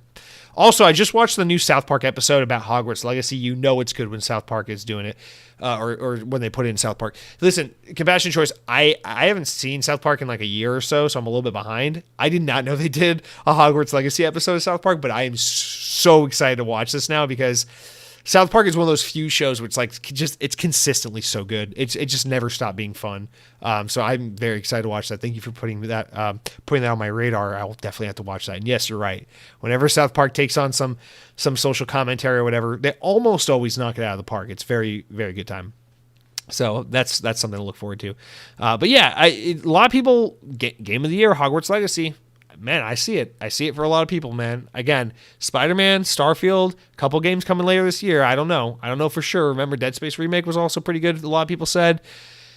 2023 is a packed year. There's a lot of good stuff coming, so there's a lot of opportunity, I think, over the next, 9-10 months left of the year or whatever, 9 months left of the year, for people to get distracted from Hogwarts Legacy, just because remember, you know how it is, come November, December, you're not thinking about the games you played in January, February. You're thinking about the games you played in September, October, November, December. So there's always that recency bias come Game of the Year time where people just kind of forget about the early part of the year, although Hogwarts Legacy is probably going to stand out among everything from this earlier half of the year, so for sure. Also, I didn't know there's a Scorch and Pringles flavor. I had to try that. I've never had it. I usually go for sour cream and onion or ranch. Those are the best Pringles in my opinion. Classic Pringles are also fucking great. Yeah. So thanks for writing in, man. Oh, you said tell us about your little weekend at Disney. Dude, if you must know. Everyone turns off the podcast at this point. Yeah, man. So Tron Light Cycle Run finally. Well, it's not open at Magic Kingdom yet, but Tron Light Cycle Run. It's a new roller coaster at Walt Disney World. It's been under construction for like a million years because Disney's dragged their feet on building this thing. But don't care. It's finally here. It's finally open, or just about to be open. It is. I mean, dude, it's a roller coaster themed to Tron. What more do I need to say? Like, I mean, theme parks, roller coasters, my favorite shit in the world. Plus Tron. Tron is my all-time favorite live-action Disney movie. It's my favorite like fucking weird 80s old sci-fi whatever movie. I love Tron so much. My love for Tron has nothing to do with my love for Disney. It is completely coincidental that Disney happens to be the ones who made Tron. I love Tron. It is so goofy, it's so campy, it's so stupid, and it is so fucking awesome. And then in 2010 when they made Tron Legacy, the sequel that I think most people are probably familiar with, they took Tron as something that was like super visually impressive and really cool, but kind of goofy and stupid and wacky. And they made it something that was even more awesome. Just something that is so beautiful. Dude, in this world, there are very few things I would look at and say, I could just stare at this for the rest of eternity and I would be the happiest man in the world. It's just so jaw-droppingly beautiful. And Tron Legacy is one of those very few things where the aesthetic of that world. Oh my God. Is it the best movie of all time? Hell no. Like, especially the opening 20 minutes of the movie. It's super goofy. Some of the acting's a little lame. Some of the writing's a little corny. I don't care. I fucking love Tron Legacy. The aesthetic of that world is so freaking beautiful. Every electronic device I have, I make my background picture something Tron related. I watched Tron Legacy is one of those movies I'm always playing in the background. Also the TV show Tron Uprising, which is excellent. I freaking love Tron so much. So needless to say, when Disney finally announced, hey, we're building an entire roller coaster themed to and dedicated to Tron, oh my God, so excited. so excited. It's one of those like, you never expected Disney to do it because Disney obviously, Encanto and Frozen and Star Wars and Marvel and like all this shit that Disney owns that's so popular that, some of it's varying degrees of good. I don't mean to hate on it. There's good Star Wars out there. I love Marvel personally. I think Frozen's a pretty decent movie. Encanto is entirely fine and absurdly overrated in my opinion, but completely fine and people love it. It makes them happy. So that's great. But like, Tron, dude, like Tron is like my Disney thing that like Disney doesn't care about. It doesn't make them a lot of money. It's not remembered all that well, although I think there's kind of a retroactive appreciation for it, which I'm grateful for. And just the fact that for some reason they decided to build an attraction theme to Tron, it's befuddling to me. It's shocking to me, but I'm so grateful that they did it. So it's not open yet. It opens in April, but it is at the testing phase. So usually what Disney does around this time, we're about a month out from a new ride opening, is they'll have these preview dates where people who work at the parks can come on certain days and ride the ride early. In my case, I'm an annual pass holder, so they have like special annual pass holder dates where people who have passes to the park can come ride the ride a little early. So I was lucky enough that I got into the annual pass preview date. And so we got to ride Tron a full month early before it opens. And I wanted to make like a whole special thing about it because, like, to me, I'm like, I want it to be like old times before I lived in Florida. I'm gonna book a hotel for the night. We're gonna stay at Disney World. We're gonna live in the little bubble, pretend we're on vacation, and we're gonna ride Tron. It's gonna be amazing. And so we did that. We made a little weekend out of it, and it was phenomenal. It was freaking awesome. And gotta say, people complaining the Tron ride's a little short. They complain about certain elements here and there.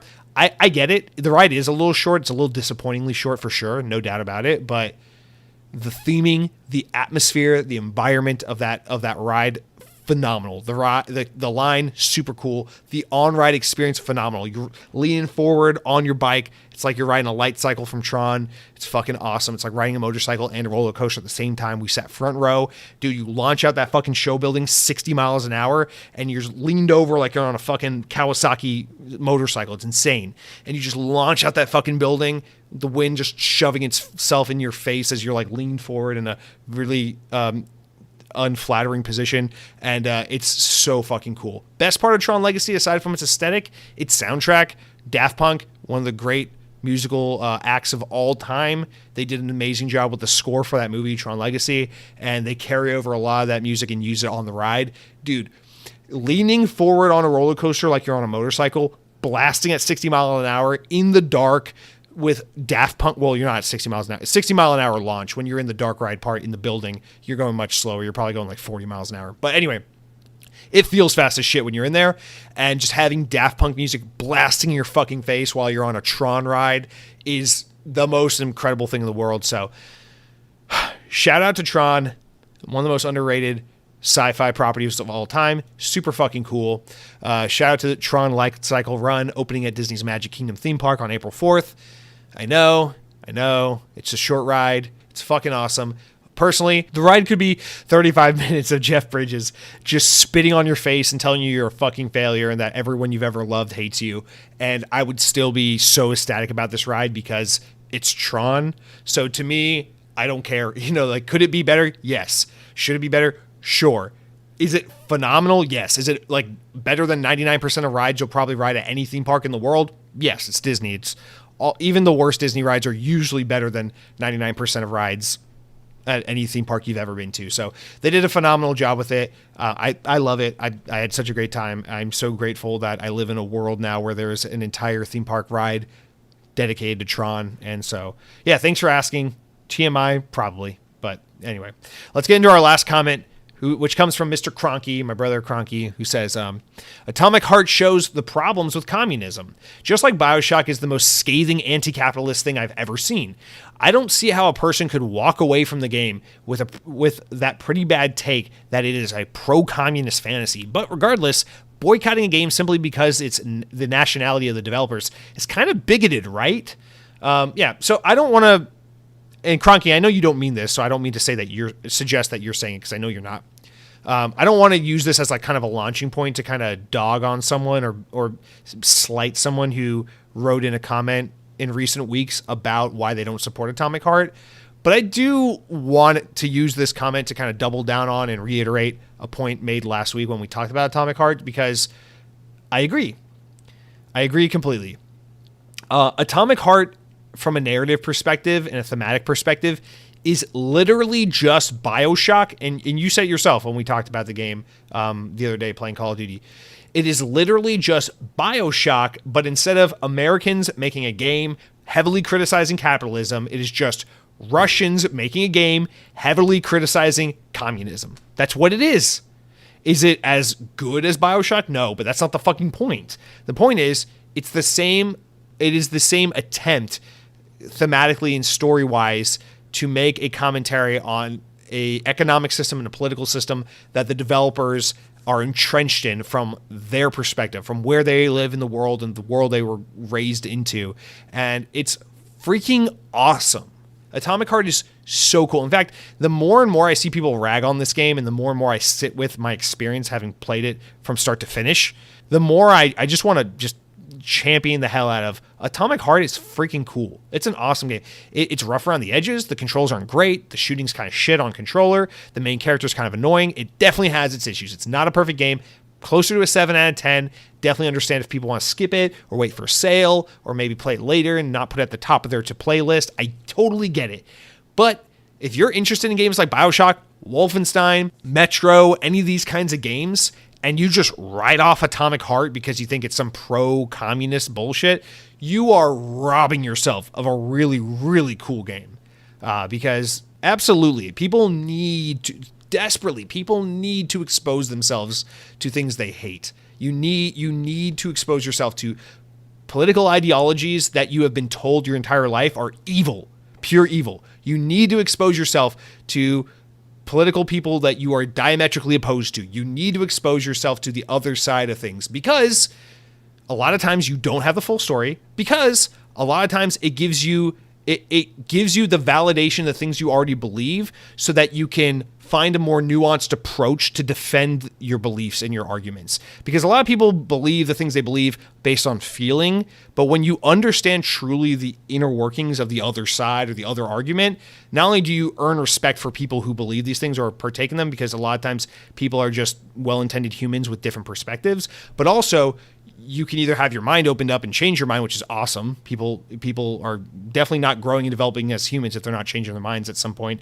in time due to new information being presented. But also, if you truly believe what you believe over everything else, learning about everything else will further strengthen your understanding and your nuance as to why your beliefs are so justified and moralistically superior and comprehensible. So I just don't get this mentality of like, oh, that's communism? We're not going to touch it. We're not going to talk about it. It's like, bro, communism is not contagious. You can't catch communism from learning about it. You can just learn. Dude, it drives me nuts. And yes, to sum it up simply, ragging on people for being Russian is insanely bigoted. It's absolutely bigoted. It's the point. It's short and sweet. It's the point I tried to make last week, which is I sure as hell hope, one of the podcast statistic things I use, Chartable, I believe, said that we have people who listen to this podcast in Saudi Arabia. We also have people who listen to this podcast in Russia.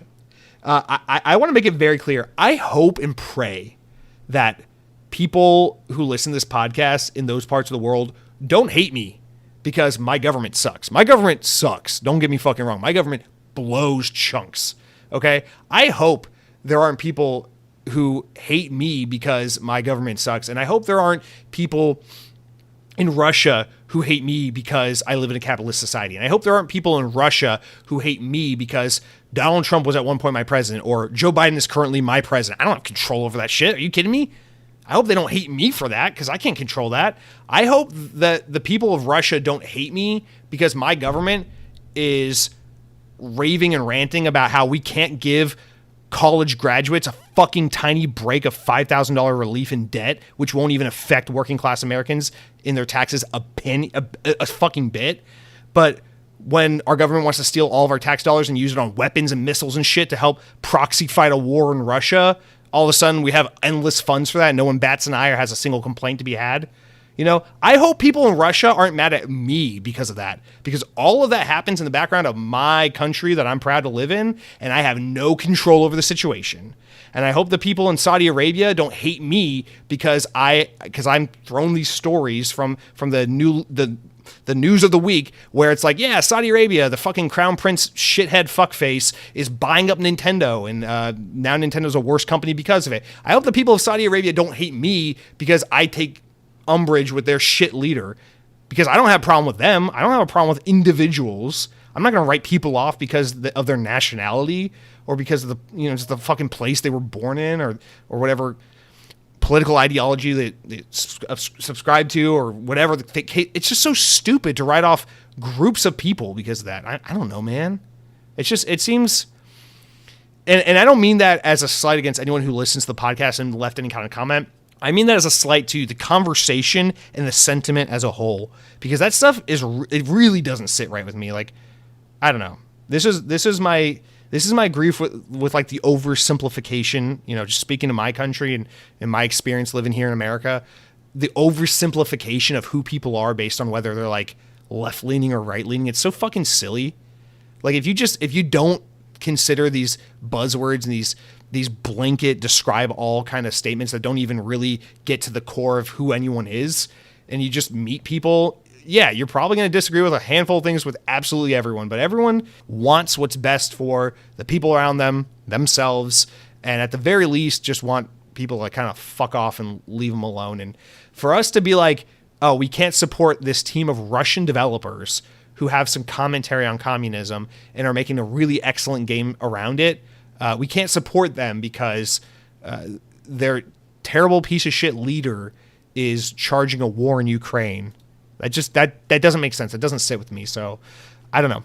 I appreciate the comment, and I hope people can continue to work on not generalizing and grouping people in. I think it's weird as hell. I don't know. I digress. I don't mean to end on like a ranty note, but I mean, it's Xbox On. What did you expect? So I appreciate the comment. I appreciate everyone supporting. And listen, I want people to come in this podcast and challenge me. I don't mind if someone comes in and says like, hey, Jesse, the podcast last week, it wasn't good. Or, hey, Jesse, this take you had, pretty bad take, and here's why. I encourage the hell out of that, man. I actually appreciate it. I think it takes courage to be able to just be like, hey, man, honestly, this is what I think of your podcast. Here's my honest to God feedback. I appreciate that. I encourage it. And I fucking ask for it, man. I say it facetiously at the top of every comment section. You know, you can write something nice. You can write something mean.